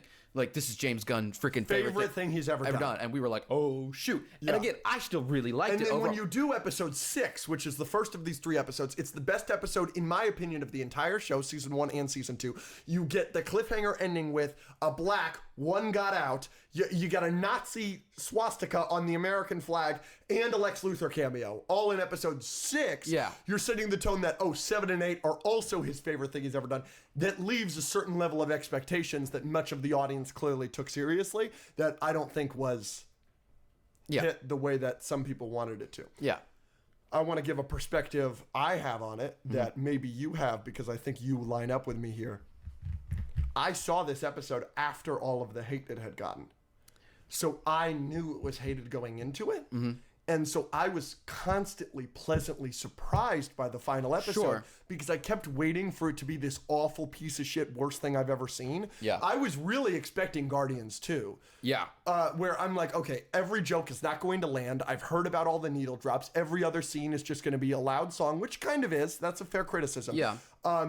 And I was like ready for it to be dog shit, and then I was constantly surprised by how much I was enjoying it, except for the Frank Grillo stuff, which is the one thing I haven't seen anybody complain about.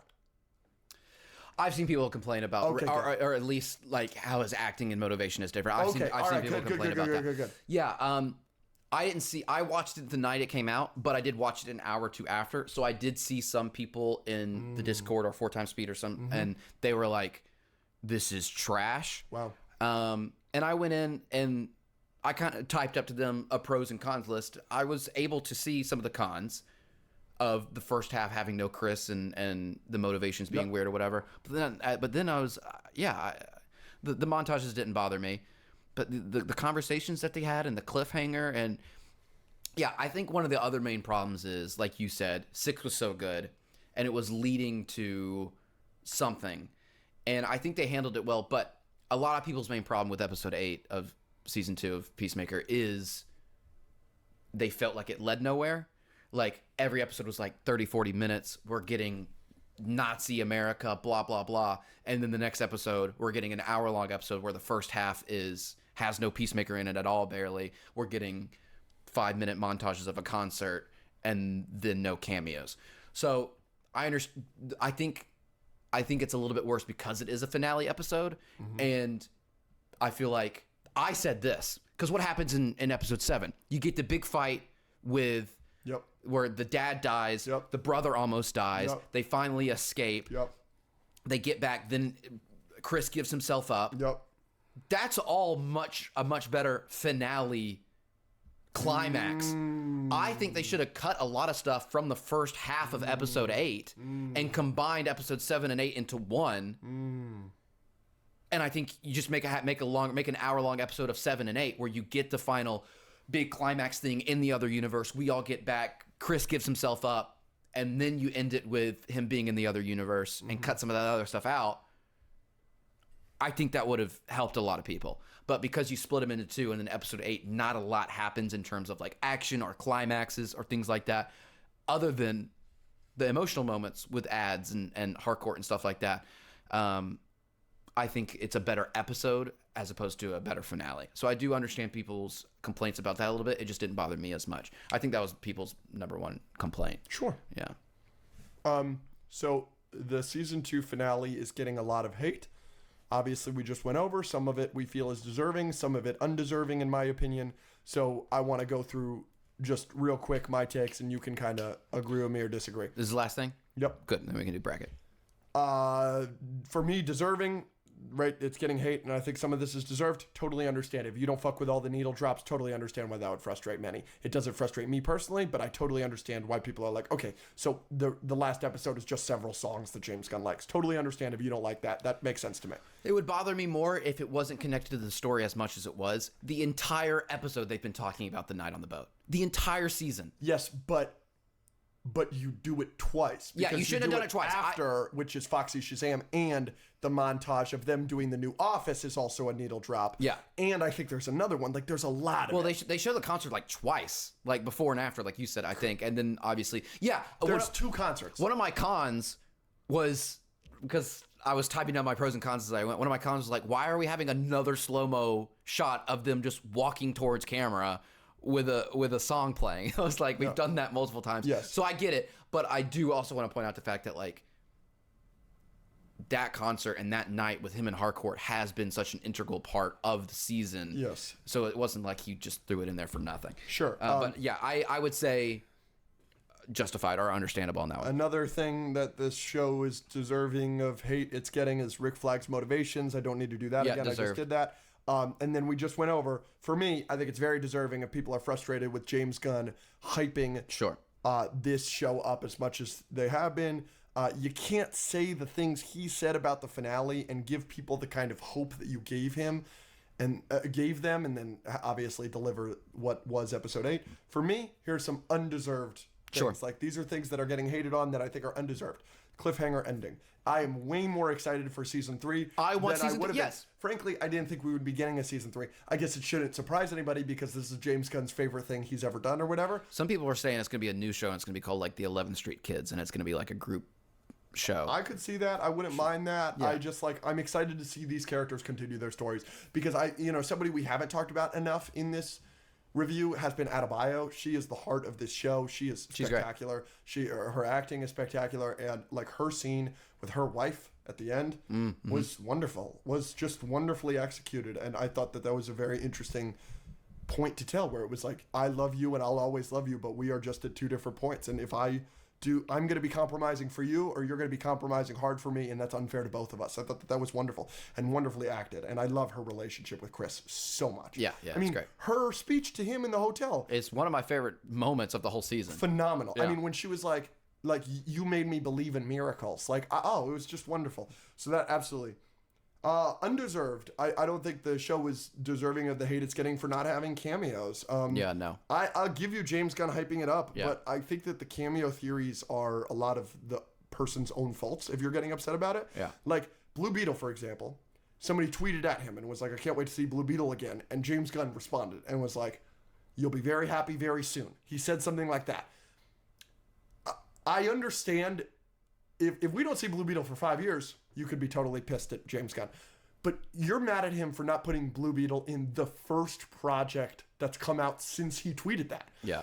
That's, I think, a little unfair. Sure, Now, I agree. if we don't see him in the next 3 years, sure, totally. But I think if we see him in Lanterns or something, you have no right to, or Clayface, or I guess you wouldn't be in it. But so those I think are some undeserved points. But otherwise... Again, I think he could have structured a little bit better, maybe combine 7, 8, cut some stuff, whatever. But finale was good. Some of the emotional moments were good. The cliffhanger was good. I think that episode wasn't perfect, but it was attached to a great enough season where I still really like the season, and I'm still looking forward to season 3. Let's hop into it, Supergirl, ladies and gentlemen. We've got our second movie in the DCU. We're about to give our scores out of 10. Andrew, what do we rate Supergirl out of 10? You ready? Yep. 3, 2, 1. 6 out of 10. 6.5. Please. Yeah. Yeah, so this specific didn't fully land for me, but there are plenty of positives for this movie and for the universe at large, if you think of it like that. So there's plenty of good and bad to talk about. So if you're seeing this on TikTok, go to Spotify or YouTube to see, we talk about all the positives and all the negatives fully there. But I definitely don't think it's perfect. Yeah. And I want it to be a little higher on it. Yep. But I'm glad I got to see it. And you guys should definitely go see it. If you're interested in Supergirl or DC at all, or superhero movies at all, definitely go see it. Go see it in the theaters. But yeah, I would give it around the 6. Yes. 6 to 7. I've been dying to hear your opinion. Yeah. Because of something I'm going to really highlight here. I'm really surprised by your score. You thought I was going to be higher? Yes. Because the only reason I am low on this movie, I'm not low on it, I don't think for any other reason, is that for the first time since the existence of this podcast, we are reviewing a superhero project based on a book in a way that we have never had. Yes, Superman, it pulls from All-Star Superman, it pulls from this story, it pulls from this story. No. Supergirl, the movie, is an adaptation of Supergirl Woman of Tomorrow. Same villain, Ruthie's the main character, Supergirl goes on a very similar arc, it's a very similar story. And very much Supergirl, it's like the way we talk about the Harry Potter movies. And there are some really high highs for me in the movie, and there are some great stuff in the movie, but constantly throughout the movie, I'm looking at something going, God, this is so much better than the book. Yeah. And so even the highest highs, for me, and we'll get into it in spoilers, my favorite scene in the movie is something that doesn't occur in the book. Okay. But for me, so many of the scenes where I'm like, yeah, I should be really high on this, it's just like, the book does it way better. Yeah. And I thought that you were going to be higher on this movie because you haven't read the book yet. But I saw this movie as like a Goblet of Fire situation, where Harry Potter Goblet of Fire is one of the most popular Harry Potter movies for people that haven't read the books. Our friend, I say friend loosely, by the way, because I hate this guy, Christ. The worst. The worst. Real bad at trivia, too. Awful at trivia, awful human being, awful content. I don't respect him. Go send him lots of hate. So much hate. I'm just kidding. This is one of our dearest friends. We love him. But Chris, awful opinions, by the way. I can't believe we didn't mention that. The worst opinions in our industry. Connor.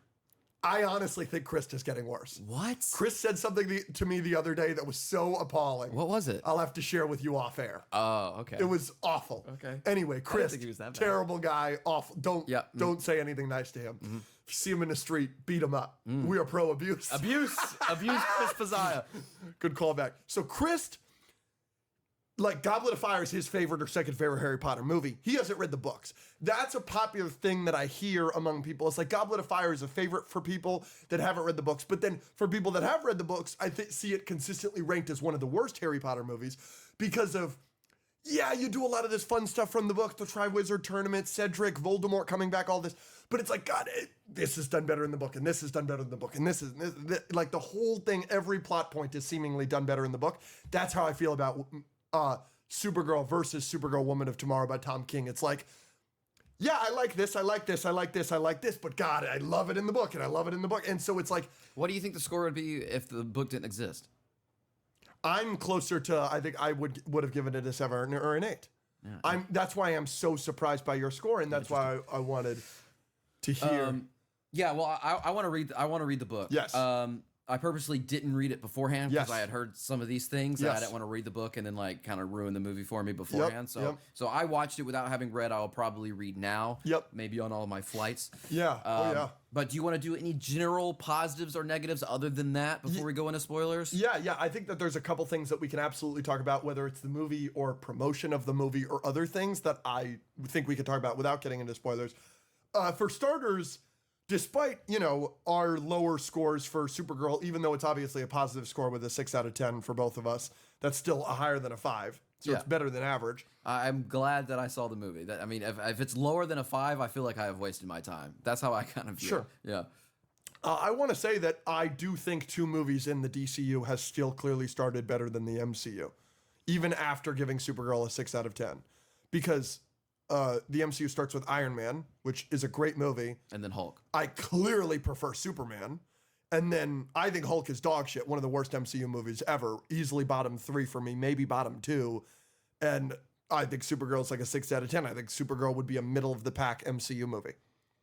Yeah, I think we're doing a fan segment in the next episode, and I think someone asked us to rank Supergirl within MCU Phase 1. I think it's kind of high, to be honest. No, I disagree. You take Hulk over Supergirl? I think they're close. But I'm higher on Hulk than you. When was the last time you rewatched Hulk? I rewatched Hulk when... Brave New World? No. I rewatched it before Brave New World, and I was like, oh, fuck. This is terrible. No, it's just kind of there. I don't think it's terrible. Yeah. But no, I mean, I think Iron Man's better. I think First Avenger is definitely better. And then it's probably right in there with, Thor. Yeah, so I'd take it better than Thor, Iron Man 2. I want to rewatch Thor. I think I remember Thor a little less. But yeah, it is interesting seeing the starts of... Because I did come out of it, and we were like, well, we obviously prefer Superman. Yep. Over Supergirl. Obviously. Yeah, there are some people at the premiere who saw the movie who said that they preferred Supergirl over Superman. Yeah. Not a lot, but there was one friend, Aiden, who said he gave Supergirl like an 8.5 and he liked it more than Superman. So it's definitely possible. But yeah, it's still such a great... The reason I said that there's still plenty of positives about this movie and for the universe at large is because one of the positives that we've talked about for the DCU is that they're trying all this different stuff. Yes. Supergirl has such a different feel than Superman. And they make that abundantly clear in like the first 3 seconds. You know what I mean? And it's this very punk rock, Guardians of the Galaxy-esque space flick as opposed to the very grounded positive hope vibes of Superman. Very, very different. And then obviously we're getting Clayface and we're getting a Lanterns TV show. And that's one of the positives is that this kind of expands the universe. Supergirl expands this universe and introduces you to things like all these different aliens and planets and Lobo. And, in the first phase of the MCU, did we get that? No, it was very different. Everything was on Earth. Iron Man, Thor a little bit. Sure. But I feel like Supergirl does that a lot more. Absolutely. Does it a lot more. Yeah. We don't really get that until Guardians, which is in phase 2, I think. So. Yeah. Well, let me build on what you're saying. I'm so sorry. I thought I was going to sneeze. It's okay. It happens. Let me build on what you're saying, but let me build on it in a negative way. Sure. Supergirl is a distinctly different movie than Superman. And I totally understand and respect what the DCU is doing by doing that. They're like, all of our movies are going to be distinctly different. I think that's cool. But this movie is on track to be a massive flop, unfortunately. I don't know what the exact numbers are, but it is tracking to do similar numbers opening weekend to The Flash and The Marvels, which are the two biggest superhero flops in the existence of the podcast, maybe in the existence of superhero movies, period. Which is obviously a tremendous disaster, 2 movies in for the DCU. And I just think that they are in this weird middle ground with the marketing of this movie where they feel like they are forced to market it similar to Superman because Superman is very popular with audiences and stuff like that. But then it isn't similar to Superman at all. So they also have to market that side of it. And it's this weird limbo. What do you think of that take? Where it's this weird limbo where it becomes a movie that's been very hard to market. And therefore, I don't think the marketing has resonated with audiences clearly if this is the turnout they're expecting. I don't know. I feel like there could be a lot of different reasons for that. I think they handled the marketing okay. I mean, going in, we kind of knew it was going to be different. You know what I mean? But at the same time, you know, that's a spoiler. I can't really say that. I see what you're saying, though. Yeah. I see what you're saying. And then just the last thing in that regard is, you know, Supergirl... Do you have like a comparison for like a movie that you think is like of a similar quality? Because for me, I walked out of Supergirl the first time, and maybe I didn't feel this way the second time, but I didn't really see any of these movies a second time. But to me, Supergirl feels very Captain Marvel, very Ant-Man and the Wasp. Like, yeah. Like one of those MCU movies that was coming out in the era where everything was banging, where it was like, yeah, that's not that great. You know, that's kind of mid before the word mid was like popularized. Yeah. That's kind of how I feel about Supergirl. It's just a lot more devastating to have that 2 movies into a universe rather than 22. Well, not necessarily. I mean, you like it better than Hulk, and Hulk was the second movie of the MCU, and they did just fine. Sure. And I don't think Hulk was the lowest grossing movie for the MCU until the Marvels came out. Really? Yeah, I think so. Less than Captain America? I remember First Avenger not doing well. I'm pretty sure The Incredible Hulk was the lowest grossing. You might be right. But what was the question? What movies would you... Yeah, no, I think the Captain Marvel... Do you like it more than Captain Marvel? I think I like it more than Captain Marvel. You're right. Hulk is the second lowest grossing. I don't know if they'll like it more than Captain Marvel. I'm asking you. I don't. I think they're the same. Yeah, they're about the same. Okay. No, Captain Marvel's a bit worse in ways. Yeah. I definitely had I don't know. I think I like Ant-Man and the Wasp more. For sure. I understand that. But yeah, probably in that range. Before we get into some positives, I think Connor mentioned this in his review. Did you see the Variety review of this movie? No. Well, there's 2 things that I want to point out. I'm going to read the first part of it. This is the opening paragraph. That said, they talk about Superman at the start.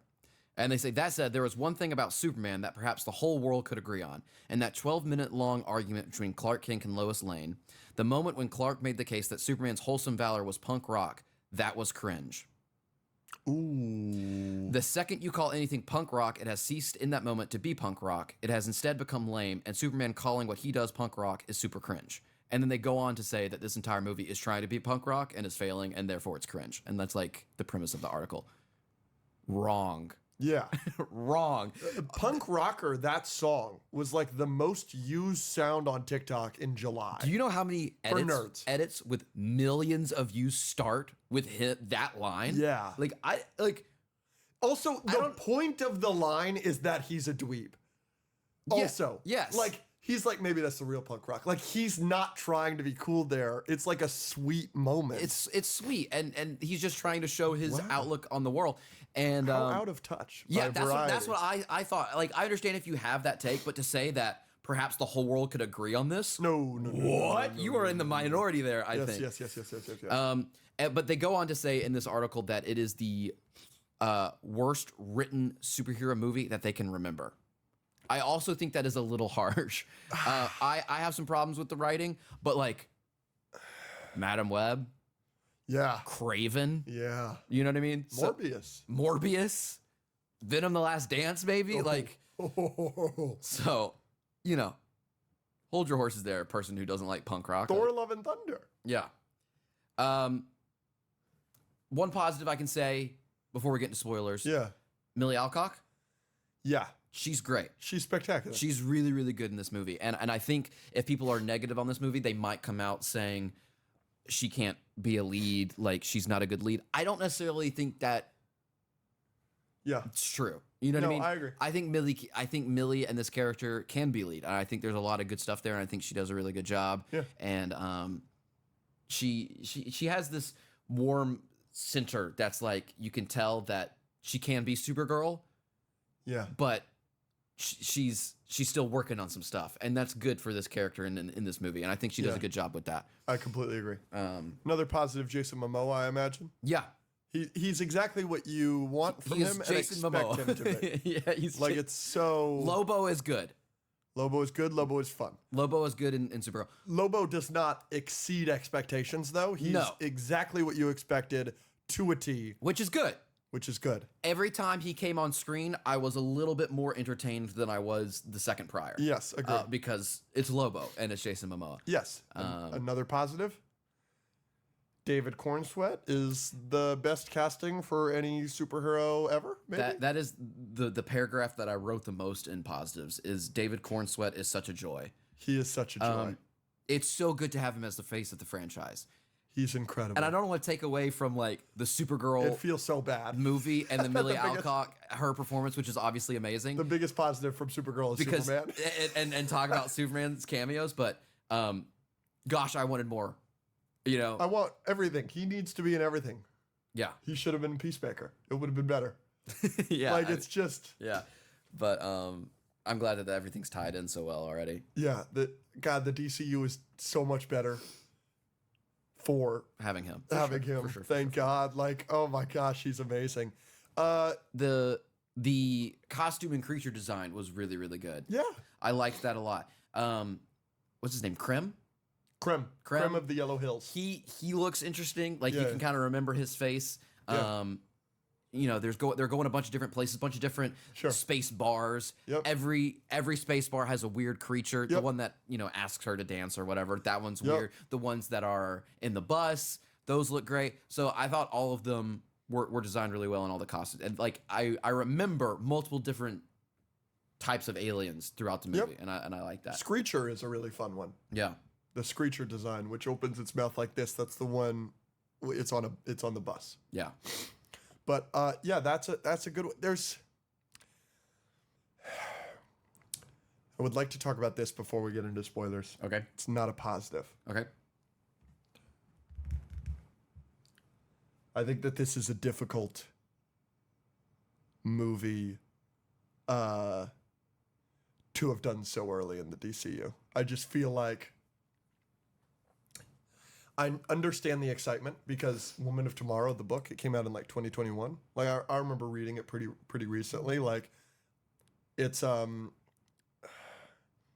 understand reading that book, and that's probably like the Supergirl comic. It's incredible, and being like, we have to adapt this immediately. But the movie is not good enough. Supergirl is not good enough to like get defended hard enough that it is going to need to get defended as, like we did for Superman, against the people that are going to automatically hate this. And the people that are automatically going to hate this, you could describe them many ways, whether it's because it's a woman-led superhero movie or whether it's because they're Snyder fans and they want James Gunn's DCU to go away or whatever. But like, this movie has a lot of guns pointed at it. And unfortunately, like, Superman had a lot of guns pointed at it. But there were people like us that loved it enough, and people like on the internet that loved it enough that we went to bat for Superman constantly, and we still do. Supergirl isn't going to have that, right? If we have a guest on the show that's like, yeah, Supergirl's the worst movie I've ever seen in my life, we're going to be like, no, what about Madam Web? And then that's going to be the conversation. Versus if somebody came on the podcast and said that about Superman, We'd abuse them. we would abuse them.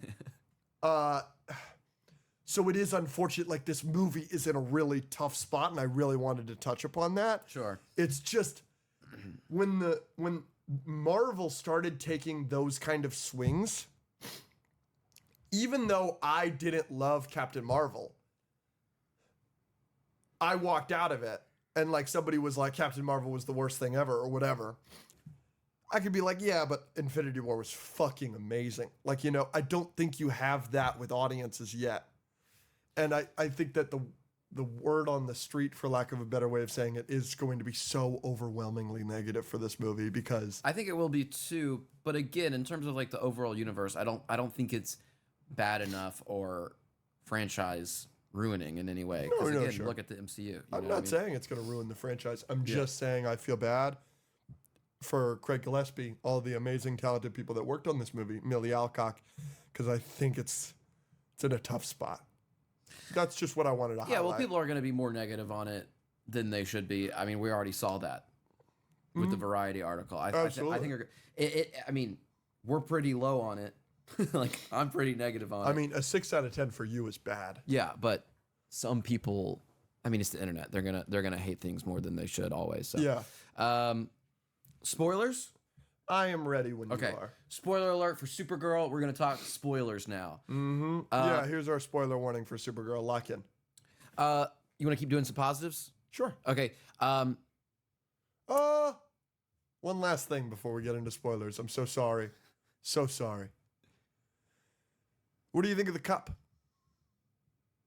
Oh, the Supergirl Cup? Mm-hmm. We are the docking podcast. I'm glad to see an uncircumcised penis Getting some representation. cup or popcorn bucket sold at an AMC. Yeah, it is a foreskin for sure. It's like, Did you see David Cornsweet's reaction to it? of course, That was really funny. so funny. It's like, I don't like that at all. I understand what they're going for because they made the Superman one, which is the same thing with the cape. Yeah, and it's her. But trench it's coat. the trench coat, but the color of the trench coat is so bad. It's skin.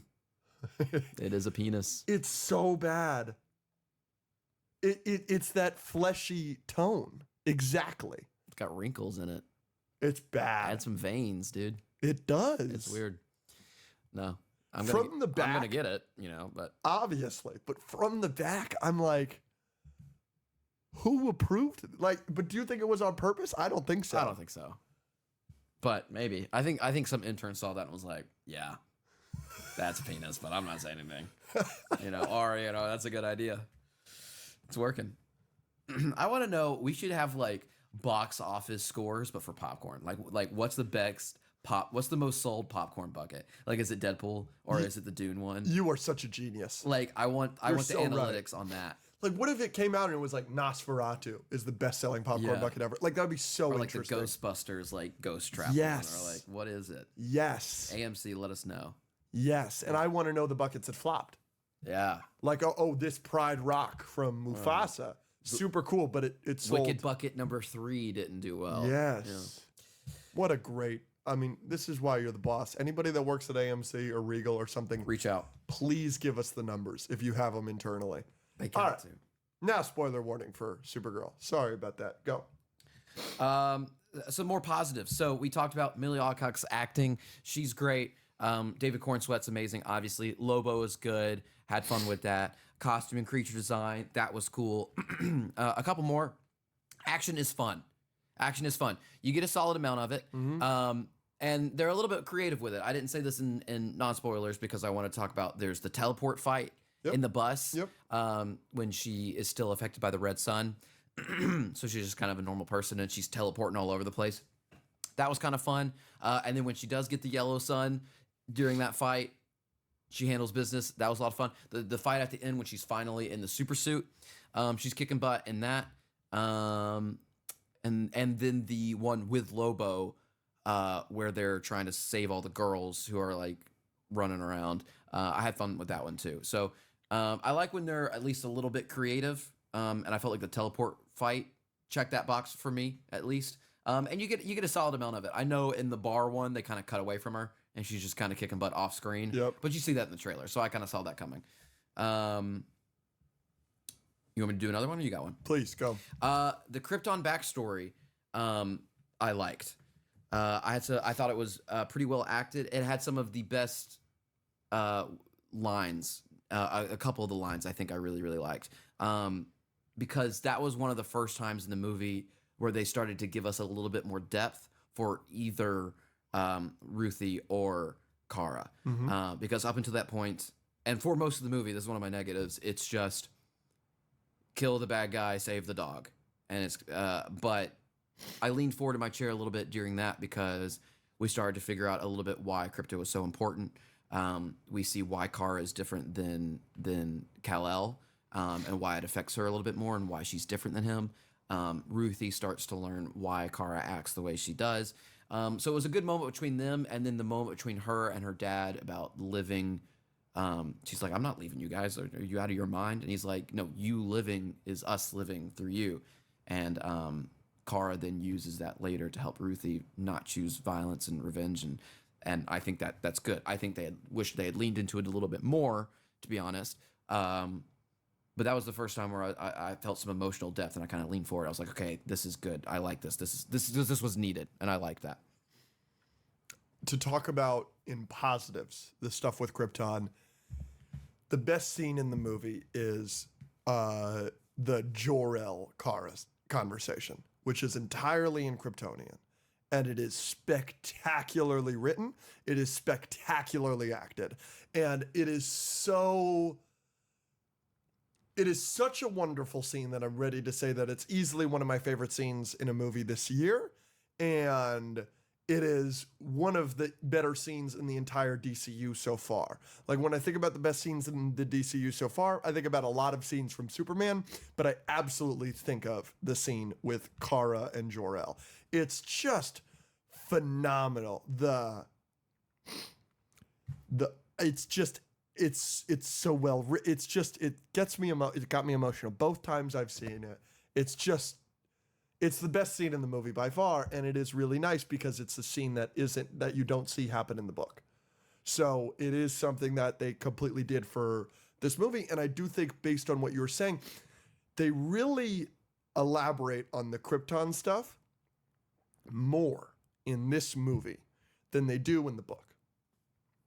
And I think that that's a lot of fun, and it really screams to me that that's kind of the story that they wanted to tell more than the Ruthie revenge for her family plot that ends up taking much more of the focus of the movie. It's flipped in the book. In the book, that's the entire book.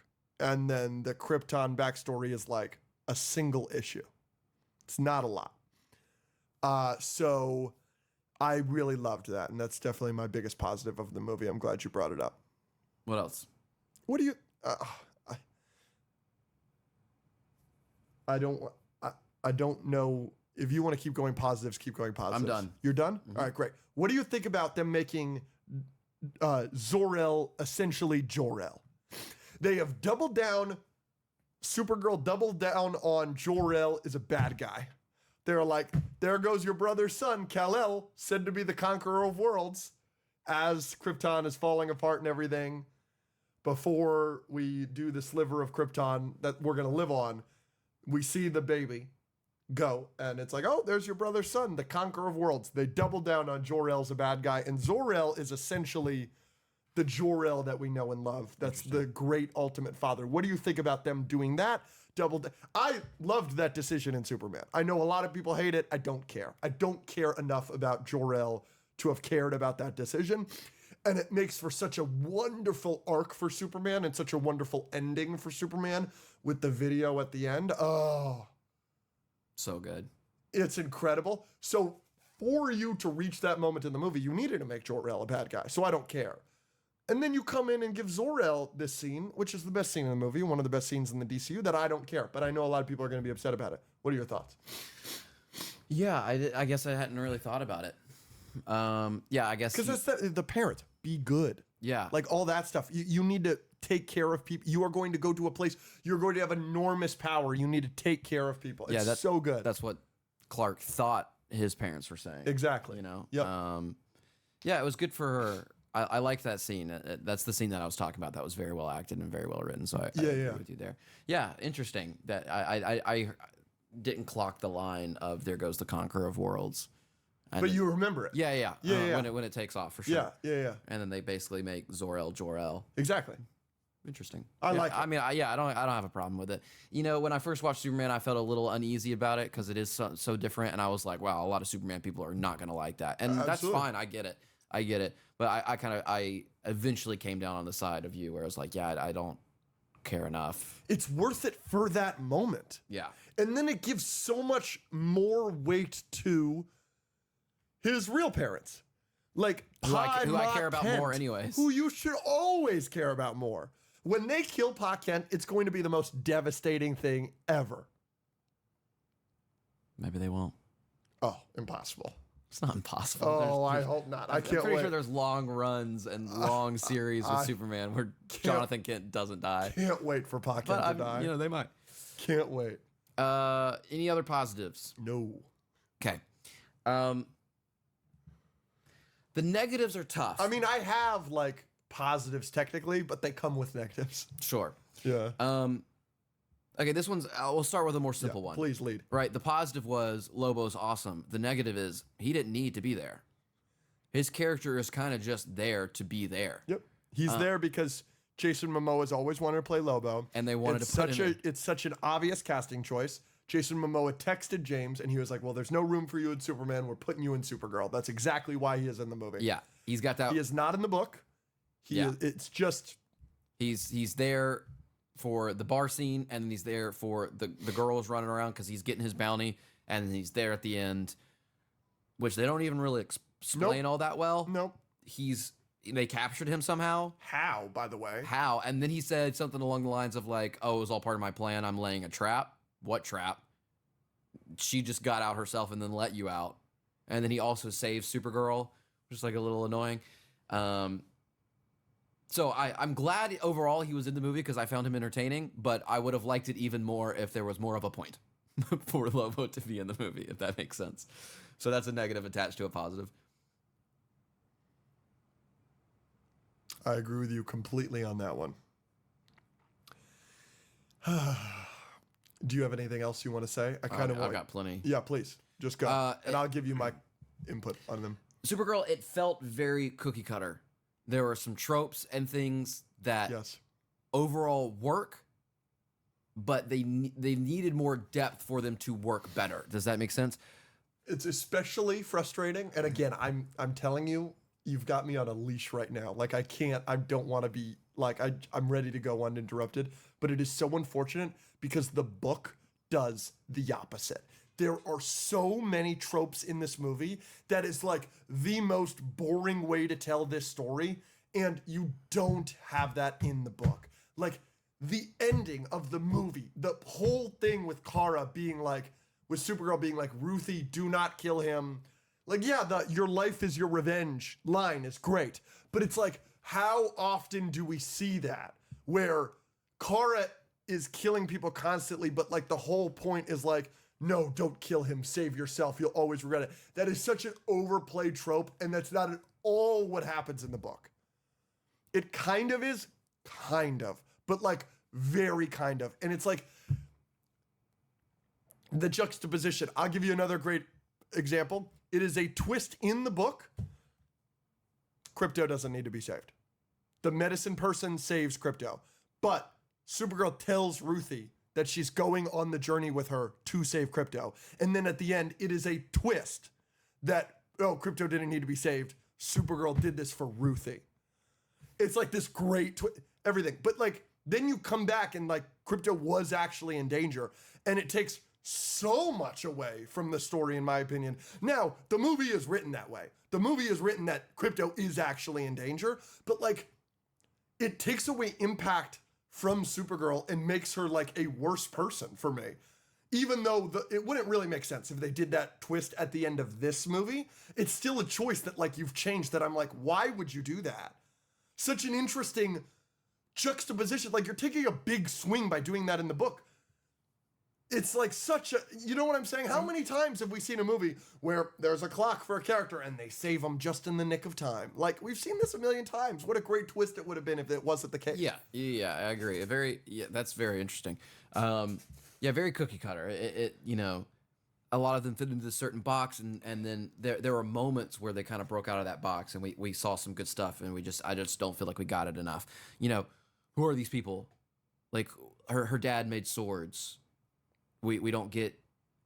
Should we care about them? She wants revenge. She announces that 5, 6, 7, 8, 9 times throughout the movie, which is kind of funny, but not funny enough. Why does he want the swords? Why does Krim want the swords? Just because they're the best in the universe? That's a bit in the book, is the how often she repeats herself. So that's why they kept it in the movie. It's not nearly as funny in the movie than it is in the book. The thing with the parent, they changed a lot with the family. So her whole family doesn't die in the book. It's just the dad. And the sword thing, it's actually Krim's sword in the book. And so it has a lot more significance in the book. Because it was the sword that was like, that he stabbed her dad with, and he left it there. And so she's like, I'm going to kill you with the sword you killed my dad with. That's what it is. The whole subplot of, they're like farmers in the book. Like, he's not a swords guy or whatever. So like you said, you threw that in there just so that Krim would go there, because they changed Krim's story. He's not a brigand in the book. The entire time he kind of joins them. He's kind of somebody from their government that like checks to see if there are traitors in the kingdom.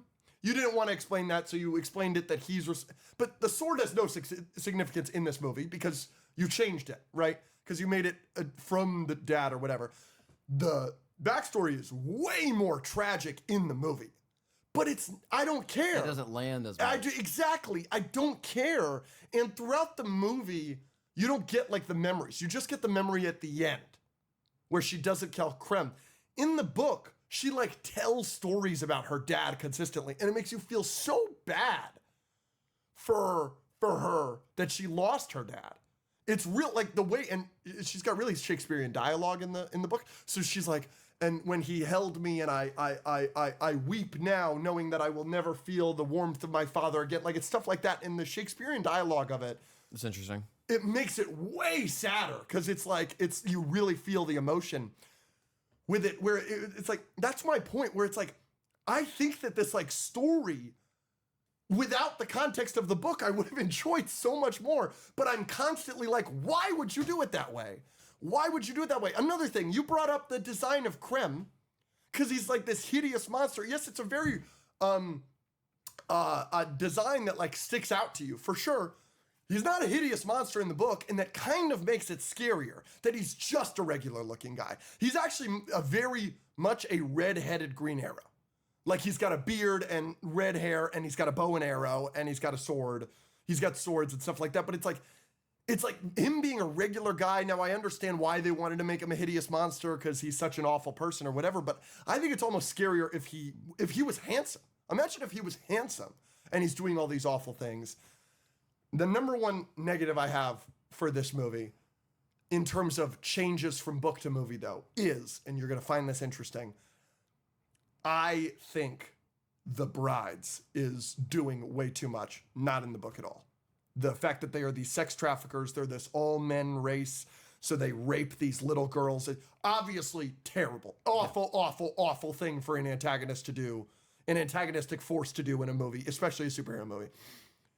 But the book doesn't do that at all. The way the book conveys how awful these people are is Kara and Ruthie are constantly a step or two behind the brigands. And so they're constantly finding planets that are just laid to waste. Like, it is just awful. It's the scene in Mulan where they find that village and then there's no more music for the rest of Mulan. There's no more singing for the rest of Mulan. It's that times 3. They do that like 3 times in the book. And they didn't want to do that for some reason, so they just made them these like awful rapists. And it really ham-fists, like it's such a, using all these planets that are laid to waste, it brings such emotion out of Kara, because Kara had to experience that with Krypton. But they did it to themselves with Krypton. But now it's this antagonistic force against Supergirl that is doing it to other people just for sport and fun. That is so much more awful of a story and so much connects more to our protagonist's story. It felt like so forced and shoehorned in because our main two protagonists are girls. And so these guys are doing awful things to girls. It felt so shoehorned in versus the story in the book that actually connects to her story. Yeah, no, that definitely makes sense. Yeah, one of the other things I had written down under the cookie cutter thing is like, why is he like? They made him so evil, right? They made him enjoy the killing. He killed these innocent people at the start. Now he's this sex trafficker. Like he's basically Mad Max. Like he looks like Mad Max. He rides around and stuff that's Mad Max. He has wives like Mad Max. Not Mad Max, obviously the villain in Mad Max. Fury Road, yeah. But yeah, what he did is terrible. But like in the first scene when it happened, I was like, yeah, you know what I mean? And the way you describe, I already care a little bit more about that because, like you said, it connects a little bit more. Yeah. Evil villain kills family. She wants revenge. Yep. That's basically all we got out of that because we didn't know any of the characters beforehand, and then even after Ruthie, that's basically all she is. Mm-hmm. And she's a little bit of a reflection for Kara, and that's one of the positives that I like, that I wish they had explored a little bit more. But they don't explore Supergirl's kindness nearly as much as I would have liked in this movie. And that comes from the movie being from the perspective of Supergirl instead of Ruthie. In the book, it is entirely from Ruthie's perspective. And so she's portraying Kara as like a god figure because of how powerful she is. But you wanted to tell this story from Supergirl's perspective, which I understand a little bit. But then by doing that, she's still very flawed in the book and still has things she needs to overcome. But the main arc is Ruthie's. When you do it this way, you take away a lot of her kindness. And I do think the scene on that planet, where she yells at Ruthie after the black family was murdered, and she's like, "I told you to stay put." Like, Kara's being very mean in that scene, and it doesn't make me like her very much compared to their constantly scenes in the book. In the book, Ruthie's family, they don't have a lot of water, so she doesn't know how to wash her hands. So there's a scene where Kara sits down and like teaches her how to wash her hands, and it's just such a small, beautiful scene. And it's like you don't have anything even close to that in this movie, where I kind of wish the DCU was taking this awesome big swing where like everything is going to be distinctly different. Supergirl feels completely different from Superman. Big risk because you're alienating audiences by doing that. But can we at least have like a through line? Especially if you're doing Superman and Supergirl. What's something that's so common between those two characters in stories that we're familiar with, whether it's comics or whether it's animated projects or other movies or whatever? The way you tell that is, Supergirl isn't necessarily a hopeful character, but in spite of all these awful things that have happened to her and around her, she's still kind to a T. But in this movie, she's really not that kind. Like, what's the kindest thing she does in this movie? Goes on this journey with Ruthie, but as we learn at the end of the movie, it's also selfishly for her dog. You know, she doesn't do little things like on the bus when like a creature is sleeping on Ruthie's head and Ruthie tells her to stop doing that. The creature threatens her and Kara knocks out the alien at the speed of light. Things like that. You don't have anything like that in this movie. And so even though... Well, the first thing she does... Where she gets the sword back from her. Yeah. For her, sure. But it was right at the start. And she's nicer about it in the book anyway. Like, it frustrates me. My last two, I guess something different in this movie is like Crypto was seeming more a part of it, or like a more real part of it. I wish we had gotten her connection to Crypto maybe a little bit earlier, because when Crypto was put in danger, I don't think I cared as much as I should have. Because obviously we love Crypto, but like if we knew when Crypto got shot, like already, or maybe right after that. Kara found Crypto the day her mom died or something, and Crypto was the only thing she really had left from Krypton, and she's not like Cal because he doesn't remember anything and she does, and she lived the years there and remembers it all, and crypto means so much to her and she's still struggling, but she kind of keeps coming back to crypto. And also, I think, you know, when she set that dial on her watch, I think we would have cared a lot more. When she did that, I was like, yes. you know what I mean? And she says the line, home is where you are, buddy. And I just don't buy it. Yeah. You buy it a little bit more later. But it's too late. And also, there is some levity afterwards that makes it feel like, oh, maybe Kara doesn't even care as much as she should. Like she's after the bus scene, she's stopping by and she's buying popcorn and giving it to Ruthie and kind of messing around. And it's like, your dog's dying. Yeah. And then I kind of mentioned this earlier. It's very Guardians of the Galaxy without the amount of depth and charm that movie has. Yep. They're in space. She's messy and a screw up, just like the Guardians, but still trying to do the right thing. She's got headphones, listening to music, like lots of different types of creatures and interesting set locations, all very Guardians of the Galaxy. The techno pirates fight is the most Guardian sequence, the most James Gunn sequence I've ever seen, not in a James Gunn movie. The entire fight, the fight on the bus with the techno pirates with this thing, and she's like transporting everywhere. Even down to like the character design of those aliens. They are blue, but they don't look like blue Star Wars aliens. They look like blue Guardians aliens. Yeah. Guardians aliens have like such a specific look with this kind of 80s hair that's like messy. Those pirates look exactly the same. Their outfits, even it wouldn't surprise me at all if that actress is in the Guardians movies. Yeah. Like the pink aliens from Guardians 3, or the one that Chris Pratt is fucking in the first one. Like all Guardians aliens, they have like a distinct James Gunn look. That is especially here. Like that was a scene where I was like, yeah, if James Gunn directed this scene, it wouldn't surprise me at all. Yeah. By the way, in the book, it's a space dragon. It's what? It's a big space dragon. And it's like the most beautifully illustrated panel ever. And it's just like... Cool. But the comparison to Guardians of the Galaxy, Supergirl does have some charm and some of that feel, but like with Guardians, they have 5 main characters, and you care about all of them. Yeah. More, and they're all more entertaining than the 2 that we get. Yeah, absolutely. In Supergirl, Guardians is also just funnier. Yeah, 100%, it's funnier. Yeah, this movie isn't very funny. No, it's not. Yeah, I mean, I keep coming back to it. You know, it's the book issue. It's not. Also, it's just like it's not. They did so in the movie. They did it so that the ages were accurate, so that she's 8 years younger than David Cornsweet's Superman, which is fine. I understand that, but in the book, she's older than him, but is younger than him because of how the planet's rotations are. It's kind of the interstellar situation where her planet, the years are longer, or whatever the fuck. Sure. You know what I mean? I understand not wanting to explain that, but there's such an amazing line in the book. I can't quote it exactly, but it's like she saw Krypton die 3 times.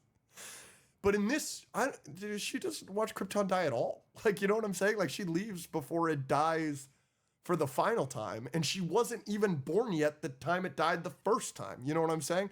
So it's like having that. Yeah. And there's fun stuff in the book that it's like you took that out, and I understand taking some of the things out for like budget or this or that, like I just explained. Like there are sequences that I think just could objectively be like more fun for us nerds or just people enjoying this movie. For example, okay, you want this like cool techno fight on this bus where they're doing everything everywhere. I think a space fight versus a dragon probably would have been cooler. And then another example is like Shang-Chi. In this movie, I think it would have been more appropriate. Okay. And then like on the planet with the green sun, there are dinosaurs on that planet. Like doing that, like, oh no, but it's just, there's no enemy there. You know what I'm saying? Oh, I can't believe I forgot about this. Like genuinely one of the biggest negatives in this movie. Genuinely. I think it's such a fucking problem. It comes back to what you said about it being cookie cutter, and it comes back to you what you said about the tropes. Supergirl has one of the most infuriating tropes of a superhero movie I've ever seen, and it's going to get killed online for this. Ruthie spits in Krem's face in her cage, and he goes, "You're going to die for that later," and leaves. Kill her now. He has killed everybody else without question in this movie, but because the plot requires it, she is still alive. That is the only reason she is still alive in that movie. It makes absolutely no sense. And they don't even write something in there like we've got a special ceremony to kill you, we're gonna eat you, we're gonna rape you first. None of that. There is no reason for him to not kill her in that moment, except that the plot requires her to be still alive. That is infuriating. Yeah, and back to the tropes, like there are a couple of things that emotionally I think hit, but we got like a dusting of it. We didn't explore it any further. The two that I'm talking about is with Ruthie and Kara, where Kara is trying to save her and she kind of sees herself. She's like, my heart, my journey has led me to be this cold, vengeful person. I don't want that for you. And they kind of have that conversation when she's telling her about Krypton. And then they have it again when she convinces her not to kill him. And there was a moment where like Ruthie could have been like, where Kara was like, your heart is still good. And Ruthie could have been like, so is yours. And they kind of help each other realize what the other should be. And they kind of like touch on that a little bit, but they could have hit it home so much more. Yep. And the same, and another reason, like David Cornsweet being like an anchor of good for her and an example whenever he's on screen being like, hey, come home. And they have that conversation in the apartment at the end. I feel like that's another thing that like would have really gotten me emotional if she's kind of running away from this person that kind of reminds her of Krypton and she knows is good and knows what she could be doing. And he's just there and he's good to her regardless, like he is to everybody else. And that kind of helps her also realize who she should be when she comes back home. And you get that a little bit, you get a dusting of it, but they don't go any further with it. I feel like both of those things could have really emotionally landed for Kara and had us care about her a little bit more and had me a bit more emotional, but they don't dive into it as much as I wanted. But yeah, didn't fully land for me. Yeah. Positives, Lobo, Millie, David, some of the action, some of the Krypton stuff, some of the conversations. But overall, the changes from the book and the cookie cutter nature and some of the writing left it just not as good as it could have been. By the way, there's still a lot of great stuff in the book that I haven't spoiled for you. I apologize for spoiling a lot of it for you, okay. But I felt it needed it for this review for me to just illustrate some of these major things. But then I'm gonna reread it, to be honest. Like I really like reminding myself of it, watching this movie twice. I was like, damn, that is such a good book. So I'm gonna reread it. So maybe when you read it and do a review of it, I'd love to have it more fresh in my mind.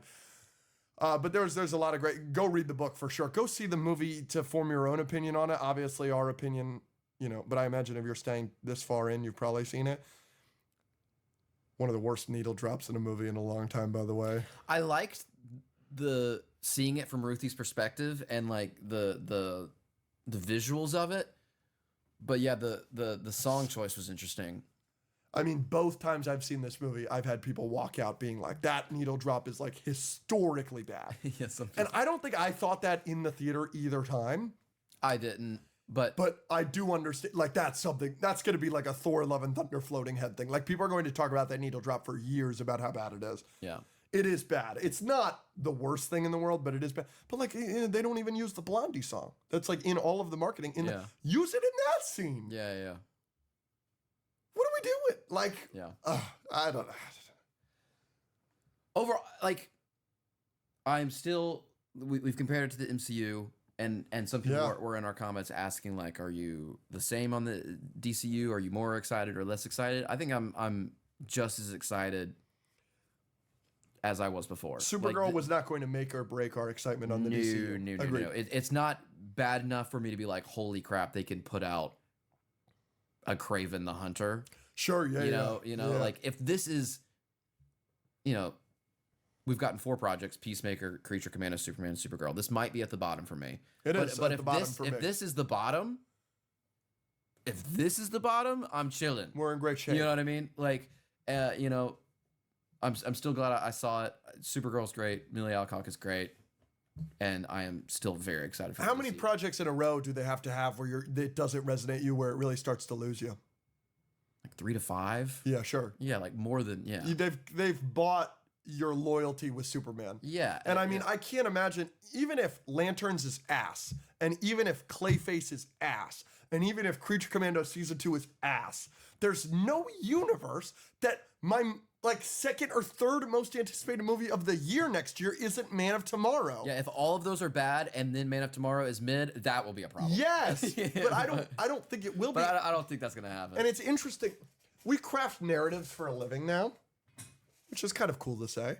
It's going to be interesting if the narratives that come from Supergirl and subsequent DCU projects, early on the narratives in the MCU was they can't make a good villain.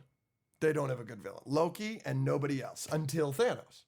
But it really was 2008 to 2018 we only had one good MCU. Malekith sucks and Abomination's terrible and Obadiah Stane is fine and this and that and the Ronin from Guardians isn't great.